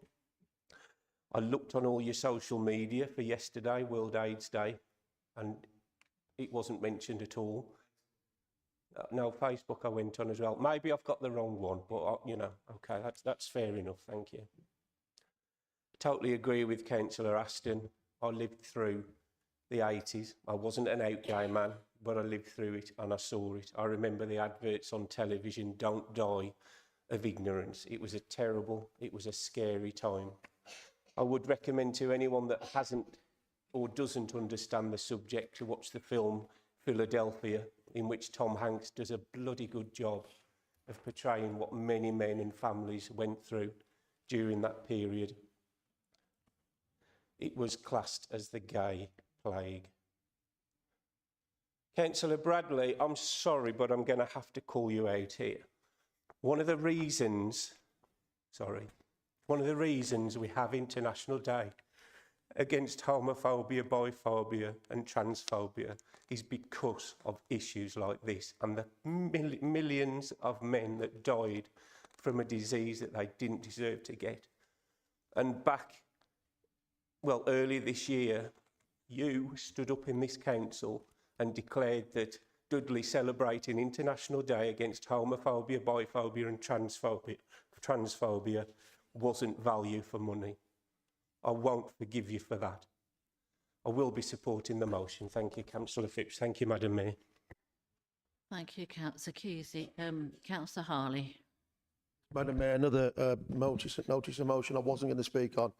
I think it is a really good notice of motion and clearly a very emotive subject. But I think some of the comments here tonight are historically correct. But I think in the atmosphere and the manner of this chamber all agreeing on this notice of motion, I think some of them were uncalled for. Cameron was a reforming Prime Minister. He moved quite substantially to make sure that everyone had the same respect and protections as other people and that no one was left behind or out. But one of your comments that this group in council is bang up to date, was the quote you used.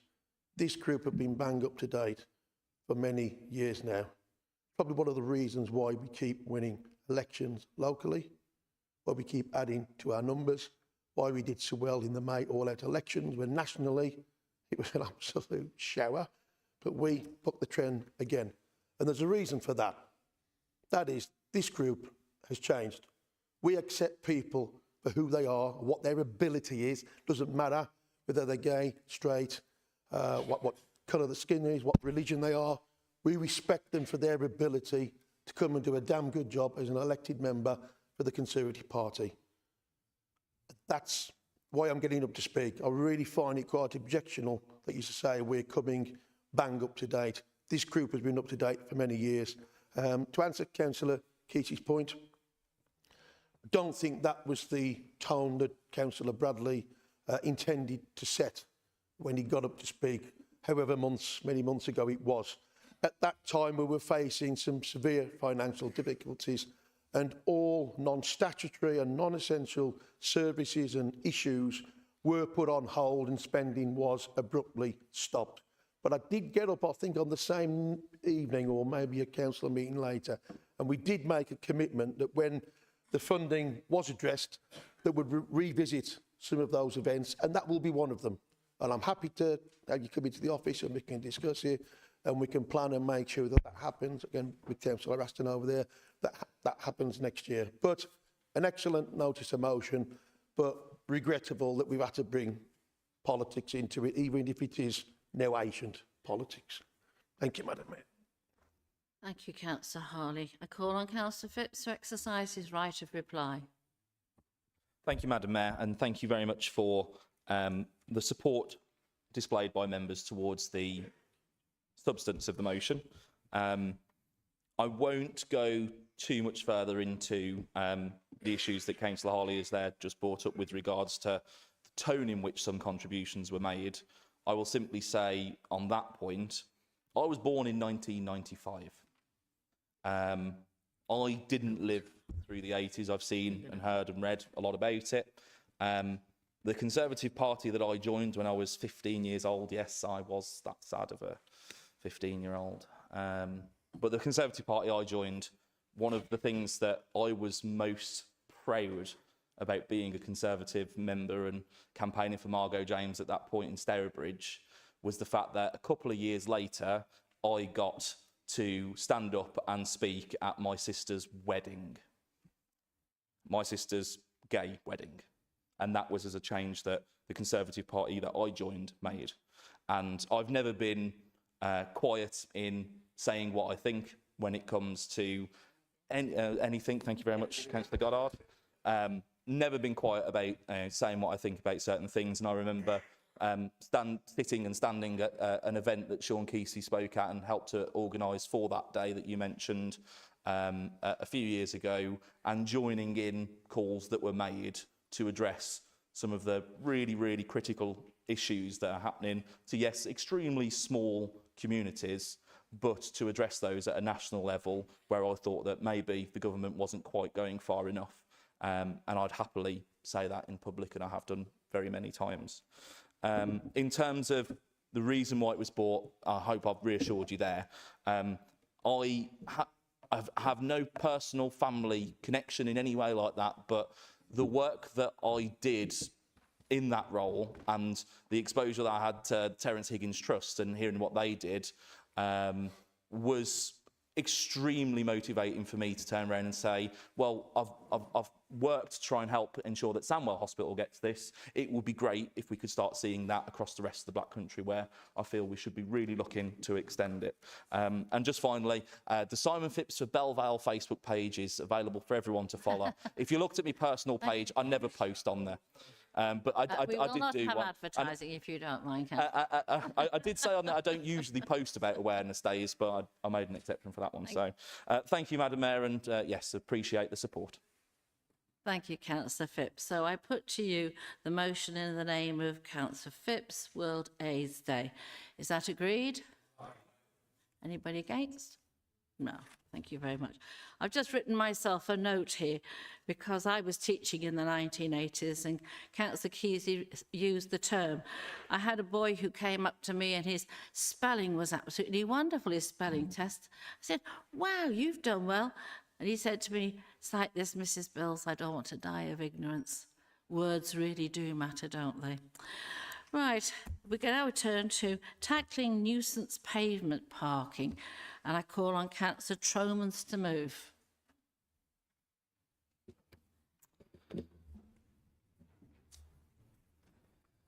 It's my absolute pleasure to bring this motion to full council. And just very quickly, do you need to deal with a seconder? Sorry. Oh, before you start, have you Yeah. got a seconder? Yes. Yes, I've got a seconder. Formally seconded. Thank you. Thank you. Okay.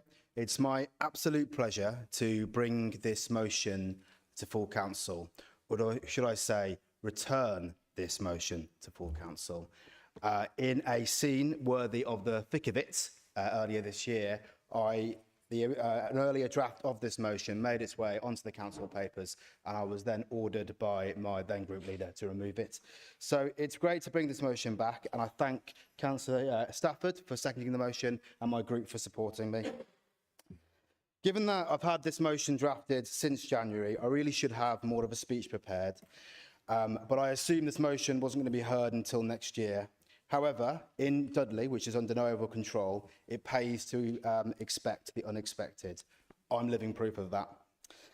So, this is a motion which is for parents who push prams, wheelchair users, people like me who need mobility aids, those with sight loss, and everyone who believes that pavements are for people and our four-legged friends.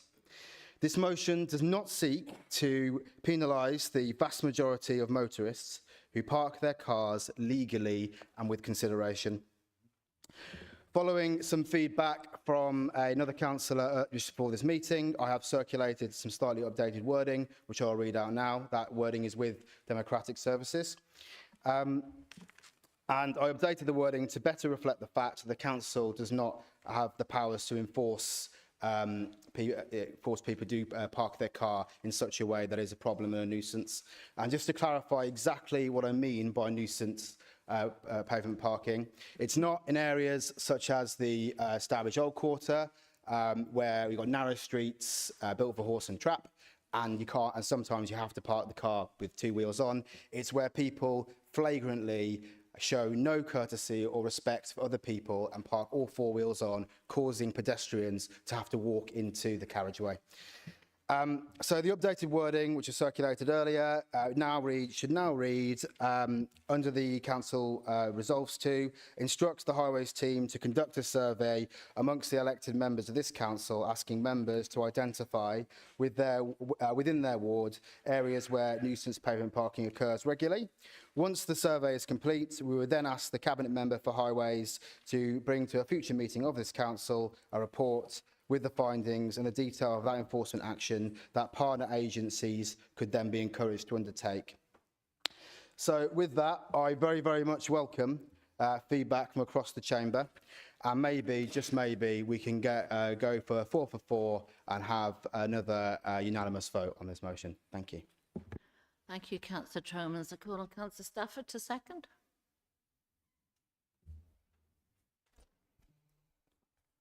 Thank you, Madam Mayor. I second this motion put forward by my colleague, Councillor Tromans, on tackling nuisance pavement parking, an issue that affects residents across our borough. Pavement parking is not just an inconvenience, it poses real dangers, especially for vulnerable groups like parents with pushchairs, wheelchairs users and people with sight loss, who may be forced into the road to navigate around a parked vehicle. By supporting this motion, we are taking steps to protect pedestrians, preserve our pavements, and ensure our streets are safer for everyone. The actions proposed, such as surveying problem areas and raising awareness, are practical and proactive measures that will make a tangible difference to our communities.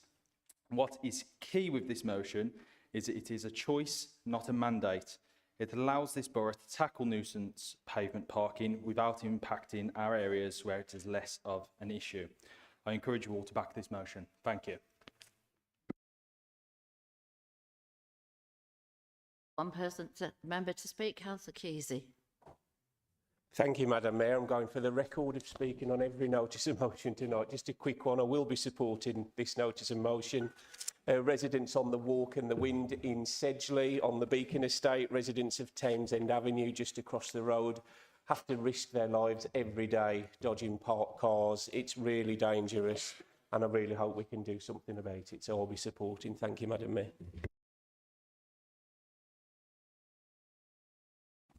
You'll beat me at talking at every single motion. You will have beaten me on that one, but I'll be following you along.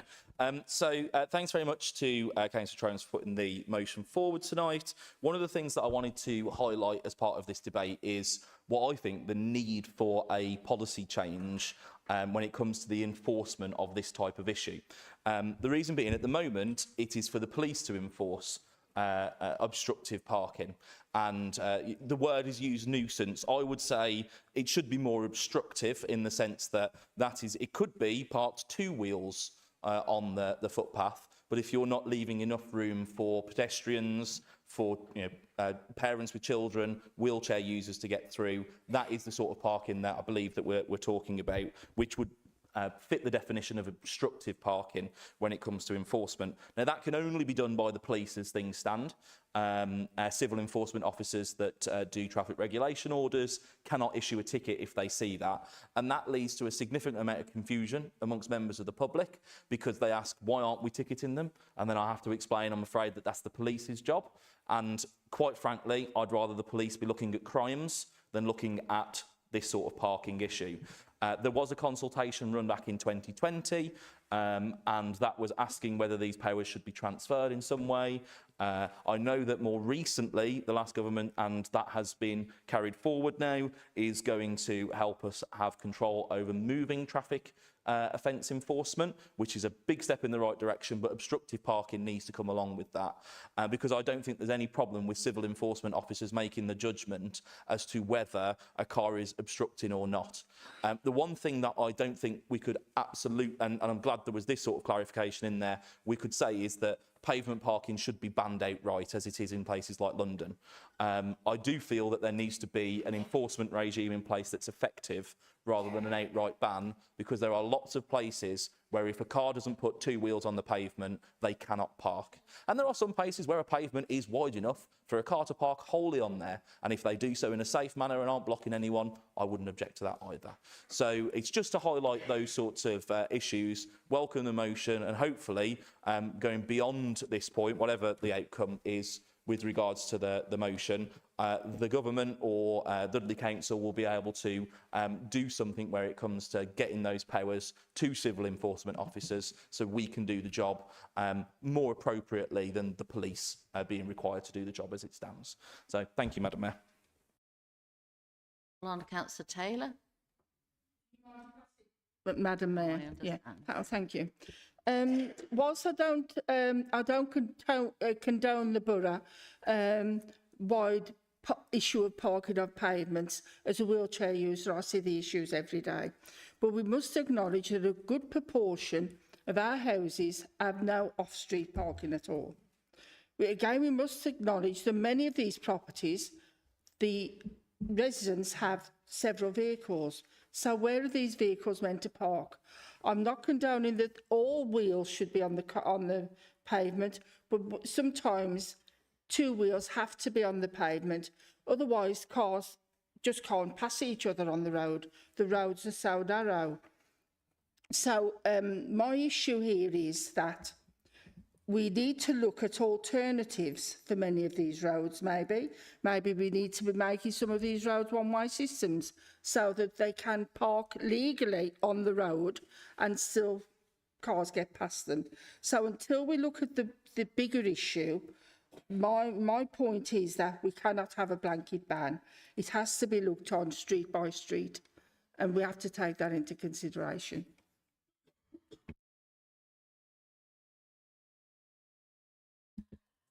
Call on Councillor. Thank you, Councillor Taylor. I now call on Councillor Davis. Thank you, Madam Mayor. I'm going to follow in Councillor Taylor, actually, because I think she does make a very relevant point that many of the houses, streets in our borough were built at a different time. Councillor Troman has acknowledged that in the motion. So I think that we were aware of that, and it is worth bearing in mind as we shape policy moving forward. I wanted to speak to say thank you to Councillor Tromans for bringing this motion forward. It's something that affects many of our residents on particular streets, hotspots, this motion clearly places a focus on that hotspot approach. And I think the third point that we're resolving to move forward is the one that I think actually is something I feel quite passionate about, that perhaps in years gone by, society was more mindful of our obligations to each other. So this kind of issue now, where we find people parking on a pavement, blocking the whole space and not seeming to think about it before they do it, that's not an issue we had at such a level in years gone by. Now, there's all sorts of explanations. We could have a long conversation about the reason for that. But I like the third point in this motion that says about instructing officers to raise public awareness. Because then in each individual situation, whether it's a street that's a bit tighter, so two wheels are on the pavement, or somewhere where circumstances are different, it encourages people to be mindful, drivers to be mindful, and we can hopefully have a borough where streets and pavements are more friendly for pedestrians and we're all mindful of our obligations to each other. So, thank you.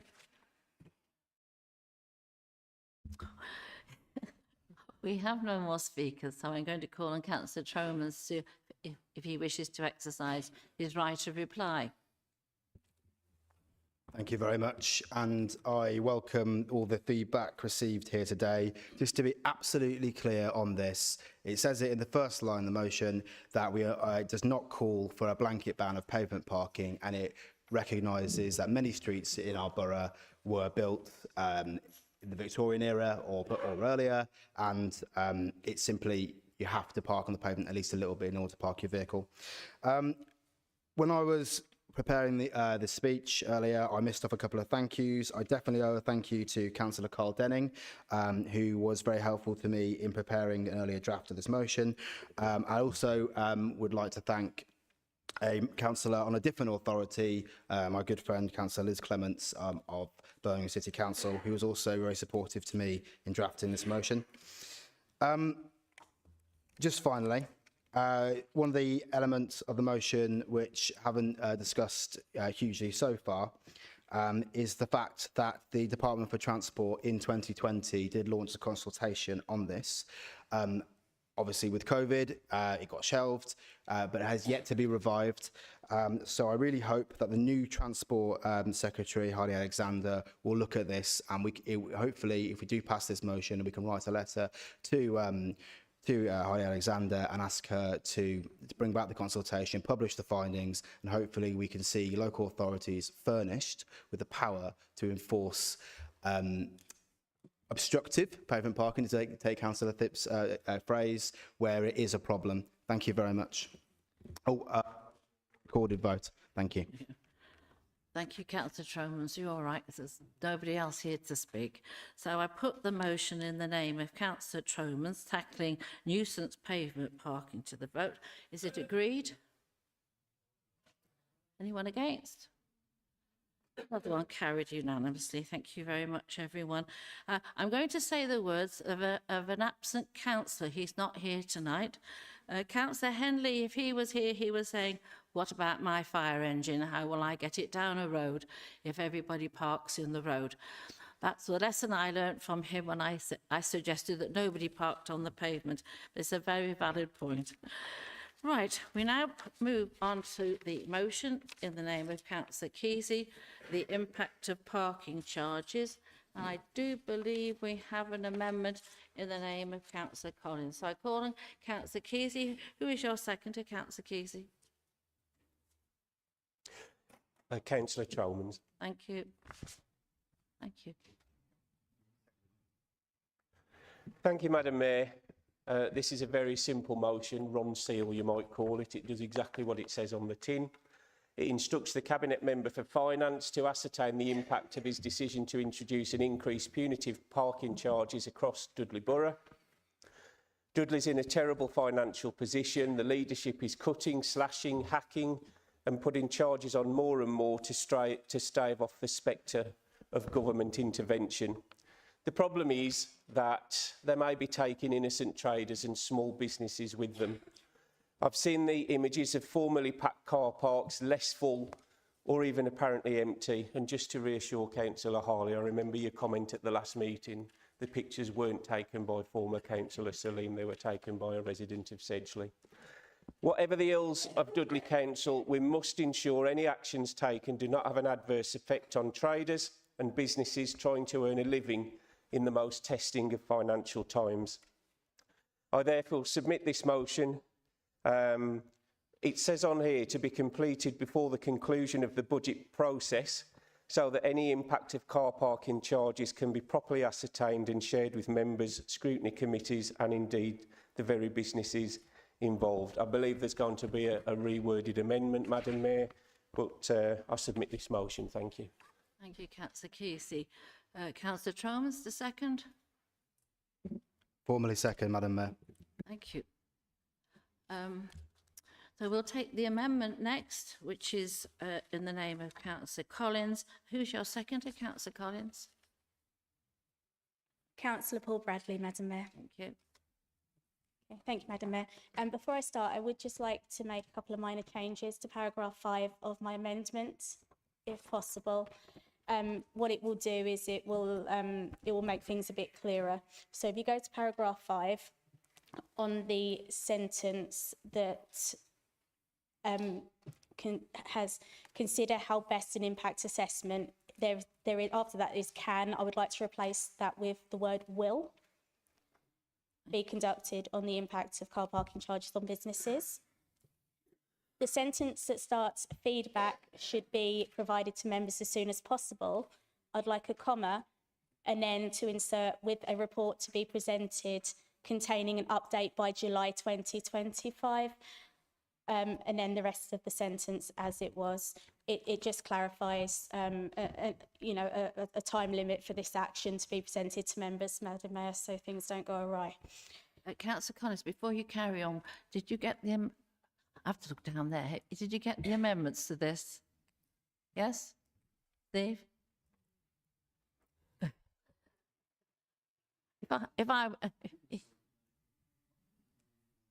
Okay, there you go. All right. Okay. Over to you, Councillor Collins. Thank you, Madam Mayor. As we all know, our council is currently facing significant financial pressures, particularly due to rising costs in both adults and children's social care. These challenges are compounded by changes in the 2024 autumn budget, which have brought further cost increases, especially in the social care sector, primarily due to the rise in employers' national insurance contributions.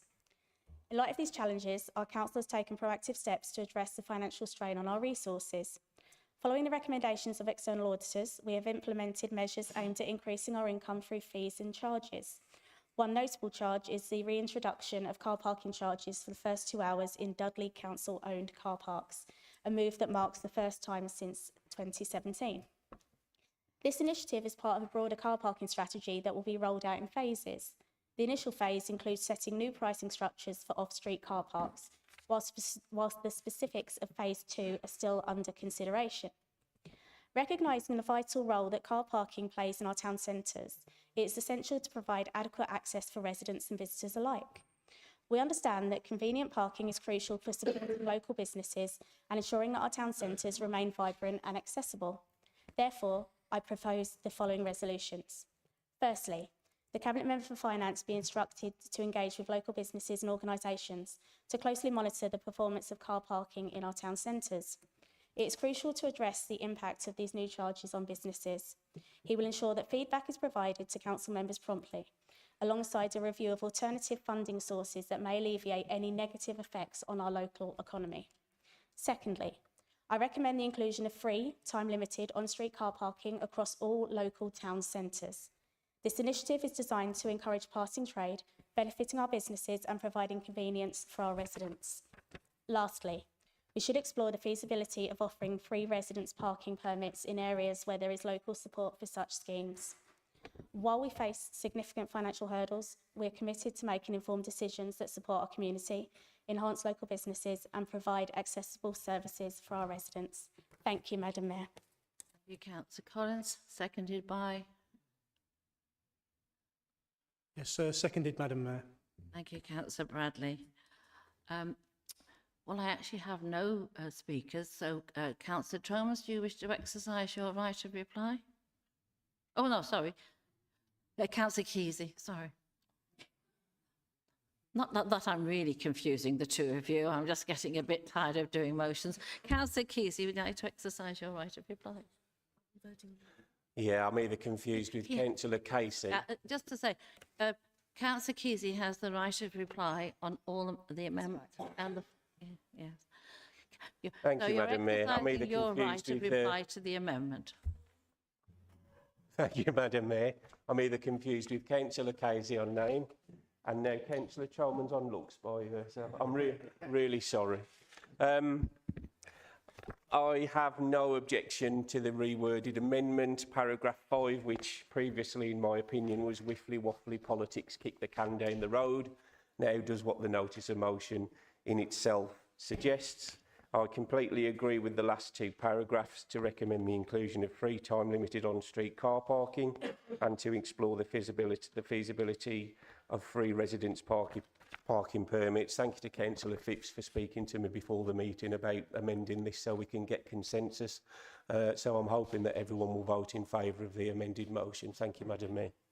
Thank you, Councillor Kesey. So I put to you the amendment in the name of Councillor Collins on the motion about the impact of parking charges. All those in favour? You agree?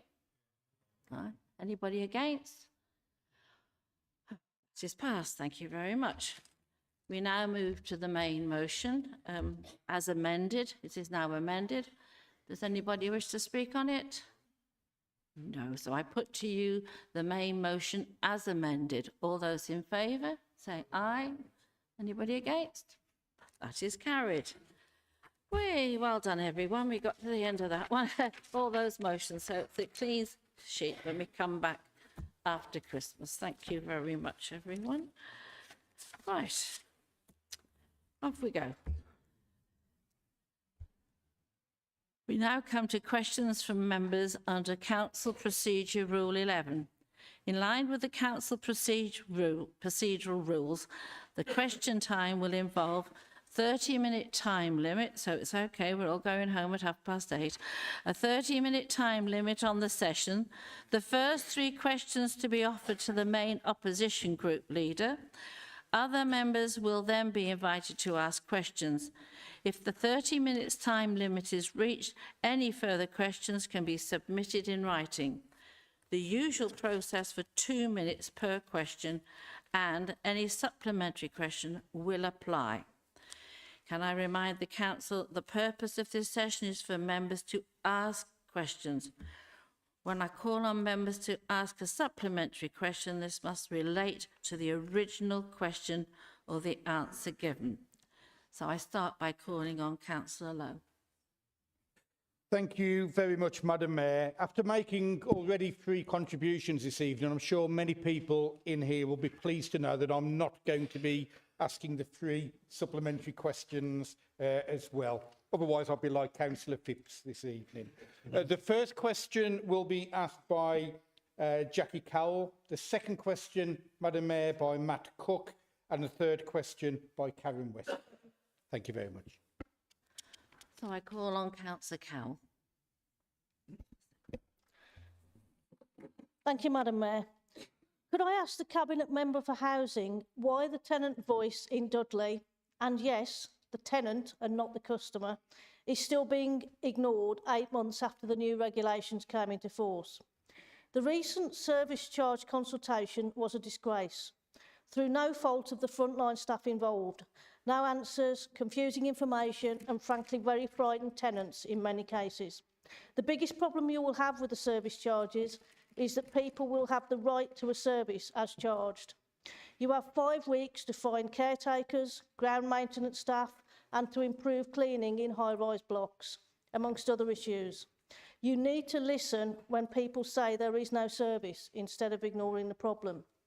To add to the mess, we now have the repurposing of the failed housing board that by its own admission never did anything.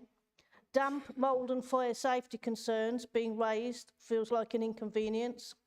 Housing managers now move around so often they don't know where their patch is, never mind what all the issues.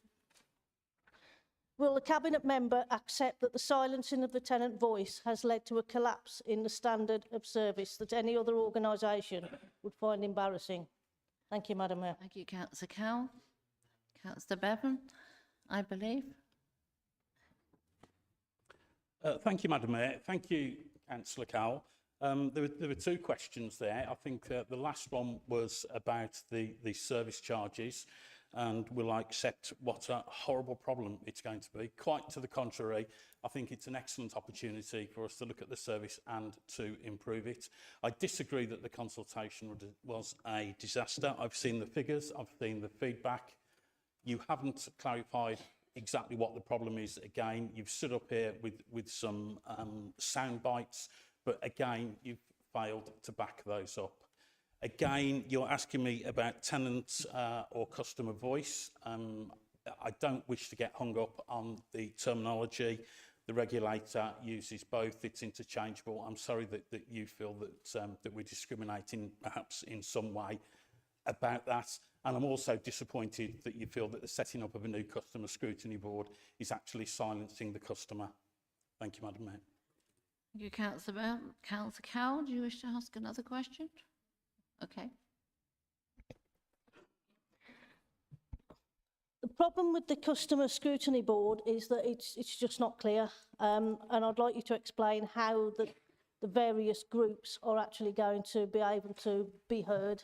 Because by putting them all in one group, it seems to me that we're going to go round in circles as we did in the previous incarnation. How are each of those voices from the tenant, the resident and the leaseholder going to actually be heard? Thank you. Councillor Bevan. Thank you, Madam Mayor. Councillor Cowell, it's quite simple. It will be a democracy. There are many voices in this chamber. There are many voices in the scrutiny committees and the select committees that we attend. We sit down, we discuss it, and as Councillor Lowe said earlier, we agree a way forward. I'm sorry that you are already viewing this as a negative. I'm seeing it very much as a positive. You have explained to me time and time again why you think the previous housing board was not working. I've addressed that. We've put something in place. It's still not good enough. You've decided that before you've even seen it, Councillor Cowell. What a disappointing thing to say, Madam Mayor. Thank you. Thank you, Councillor Bevan. I call on Councillor Cook. Myself and the Labour Group believe that fire doors found to be faulty should be made safe as a matter of priority. Does the Cabinet Member for Housing agree with this? Thank you, Councillor Bevan. Thank you, Madam Mayor. Of course he does. Thank you. Councillor Cook, would you like to respond to that? Thanks, Madam Mayor. Fire doors are a vital part of buildings' fire strategy and designed to save lives, preventing the spread of fire and smoke. Can the Cabinet Member agree with me that it is a very worrying fact that a big majority of fire doors in Barley flats are non-compliant and wouldn't serve their purpose if a fire were to break out? Thanks, Madam Mayor. Thank you, Councillor Cook. Councillor Bevan, sorry.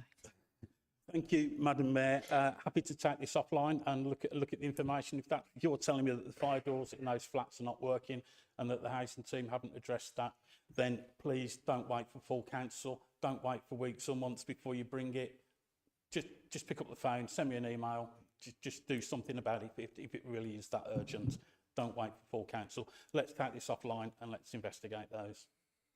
Thank you, Councillor Bevan. I now call on Councillor Westwood. Thank you, Madam Mayor. I've recently been contacted by concerned artists who have the craft units on the Red House Town site. They're very concerned, distraught even, that they were informed that the rents on their units are to increase from between 350 to 380%. There has also been a demand for deposits that have already been paid. Plus, in addition, they are being informed they will be having an extra service charge to pay too. For the majority of them, this will unfortunately be unsustainable. The artists at the Pottery Studio are already looking to source an alternative site. They are also worried that any negotiations held in future will be on a one-to-one basis. They have been refused a group consultation. On Friday morning, I was again contacted by a resident artist who informed me that any negotiation has been stalled until next year. They feel like, quote, that they are riding a roller coaster of emotions, with the result being a possible loss to their livelihoods. This will have a negative knock-on effect throughout the village as visitors to the Cowan use other local facilities such as the Glass Museum, the Ruskin Centre, local pubs and eateries. Would the leader agree that as a council we should be making every possible effort to protect our local heritage, as we are in danger of having a 4 million restored Cowan surrounded by empty craft units with no unique artisan products being produced in Wordsley? Is there any assurance that I can pass on to these artists pertaining to their future at the Red House Cowan? Thank you, Madam Mayor. Thank you, Councillor Westwood. I call on Councillor Bradley to reply. Thank you, Councillor Westwood. Yes, it has been brought to my attention and the negotiations that were taking place have all been paused, apart from the tenants that do want to carry on. I believe it was wholly unsuitable, the way that it was carried out, and it will be looked into, and there will be a softer approach in the new year when we unpause it. Thank you, Madam Mayor. Councillor Westwood, do you wish to reply? Just a brief follow-up. I've been informed by one of the artists that the initial negotiation, quote, with the man appointed by the council, was very traumatic. The approach was abrupt and patronising, so could I also seek some assurance for them that any future negotiation is held in a manner that causes the least distress? Yes, absolutely. We are aware of that, and that will be addressed. The letters went out this morning and the emails, so hopefully most of the tenants know what's going on now. Thank you, Councillor Bradley. I now call to Councillor Ryan Priest. You have two questions. One from you, one from Councillor Thomas. Thank you very much. Call on Councillor Ryan Priest. Thank you, Madam Mayor. Of the many crises this council faces, it also faces a crisis of identity. Many of the towns and villages in our borough are united only by their place within this borough.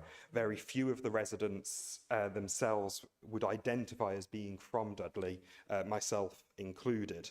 So as the council seeks to go through waves of reorganisation, there is an opportunity and a need to address this identity crisis and better represent communities across the borough. And so as a Liberal Democrat, I never thought I'd stand up in this chamber and suggest that we take back control. But that is exactly what this borough needs. Power devolved away from a council which many residents feel no connection to and given back to its communities. So with this in mind, would the leader of the council consider the implementation of town councils across the borough, devolving services and responsibilities? Leader of the council. Yes, thank you, Madam Mayor. It's an interesting proposal. I know it's one that you passionately believe in, that we could have more community engagement. So, yes, I'm happy to sit there and happy to instruct the officers to do some work on this to see how this can move forward or how it can work or not. There's no guarantee it would work, and I'm not going to preach to you about the hoops that we have to jump through to get to the stage you would want to, but there are many hurdles to jump over. But as a first stab in the dark, Madam Mayor, yes, we'll have officers look at that and report back, probably to future Cabinet or the appropriate select committee to really dive down deep into it and really iron something out for the future. Thank you, Madam Mayor. Do you wish to reply? Any question? Just to add to that, we're better to start than Cradley and Woodescote. Wouldn't you agree? I think that was rhetorical. I don't expect But I will answer, Madam Mayor. Yes, I mean, we're a long way from that stage, but in all honesty, it would make sense to start in one ward first, rather than roll this out across everywhere. But let's see what the appropriate select committee come up with recommendations. I think that's the right phrase. I'll be the third person tonight that said it's a democracy, and the way we should do business is, yes, we have an idea, it goes to the Cabinet, it goes to the appropriate scrutiny or select committee, and then comes back for rubber stamping by the council. Thank you, Councillor Harley. I believe your second question is Councillor Thomas. Thank you, Madam Mayor. And all this getting up and down is doing absolutely no good for my hip. I'd like to thank our group leader, Councillor Priest, for allowing me to use one of his allotted questions.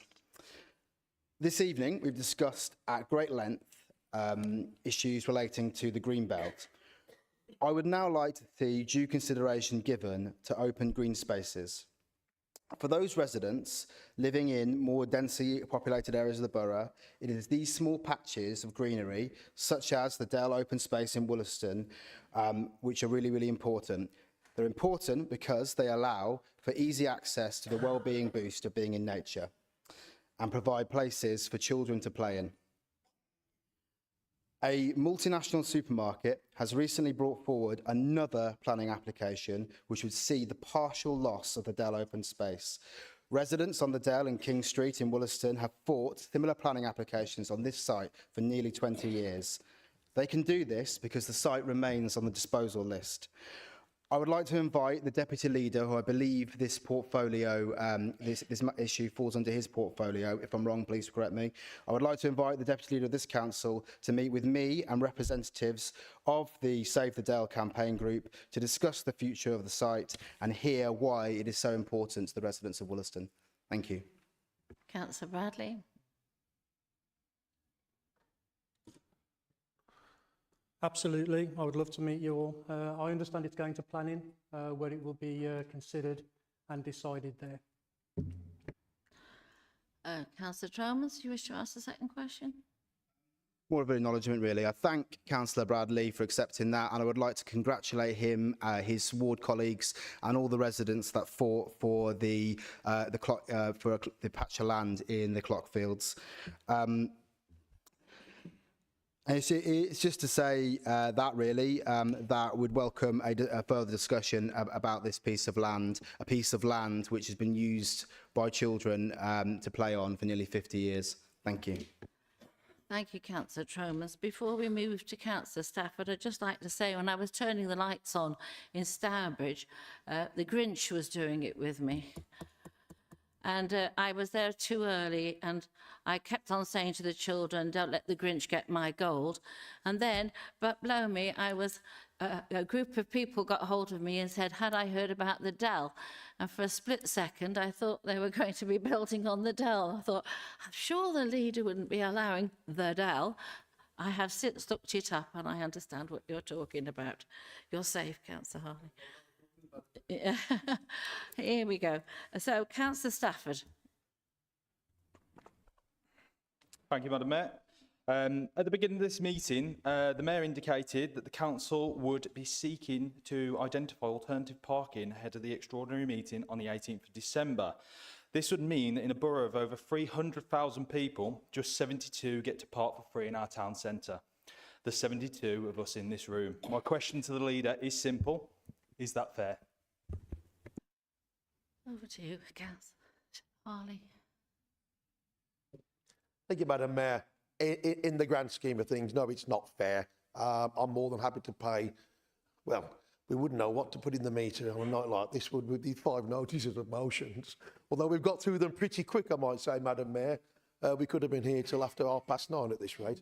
But yeah, I think that's something to look at, and we can discuss that with the relevant officers and come back. So.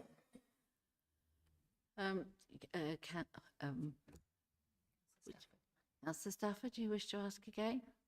I have just had mentioned to me that we do get free parking in the car park next to the council chamber. 7 p.m. It's free anyway, so for the vast majority of the council meeting, we should be fine. We should be fine. We can't meet at 7, sorry. I've got to go next door to the special schools Christmas concert, so we'll be meeting at 6. I call on Councillor Baton. I think actually Councillor Kesey is before me. Oh, fair enough. Sorry, Councillor Kesey. Oh. Forgive me, Madam Mayor, for being flippant, but I couldn't work out any other way of getting this into tonight's proceedings. We've heard about your escapades with Christmas lights, etc. So I want to ask the Leader if he'll agree with me in thanking the Deputy Mayor, Councillor Lee, for helping switch on the Christmas lights in Sedgley last night, which even though they were 10 seconds late, it's always fashionable to be late, and thank you for attending. Hope you agree, Leader.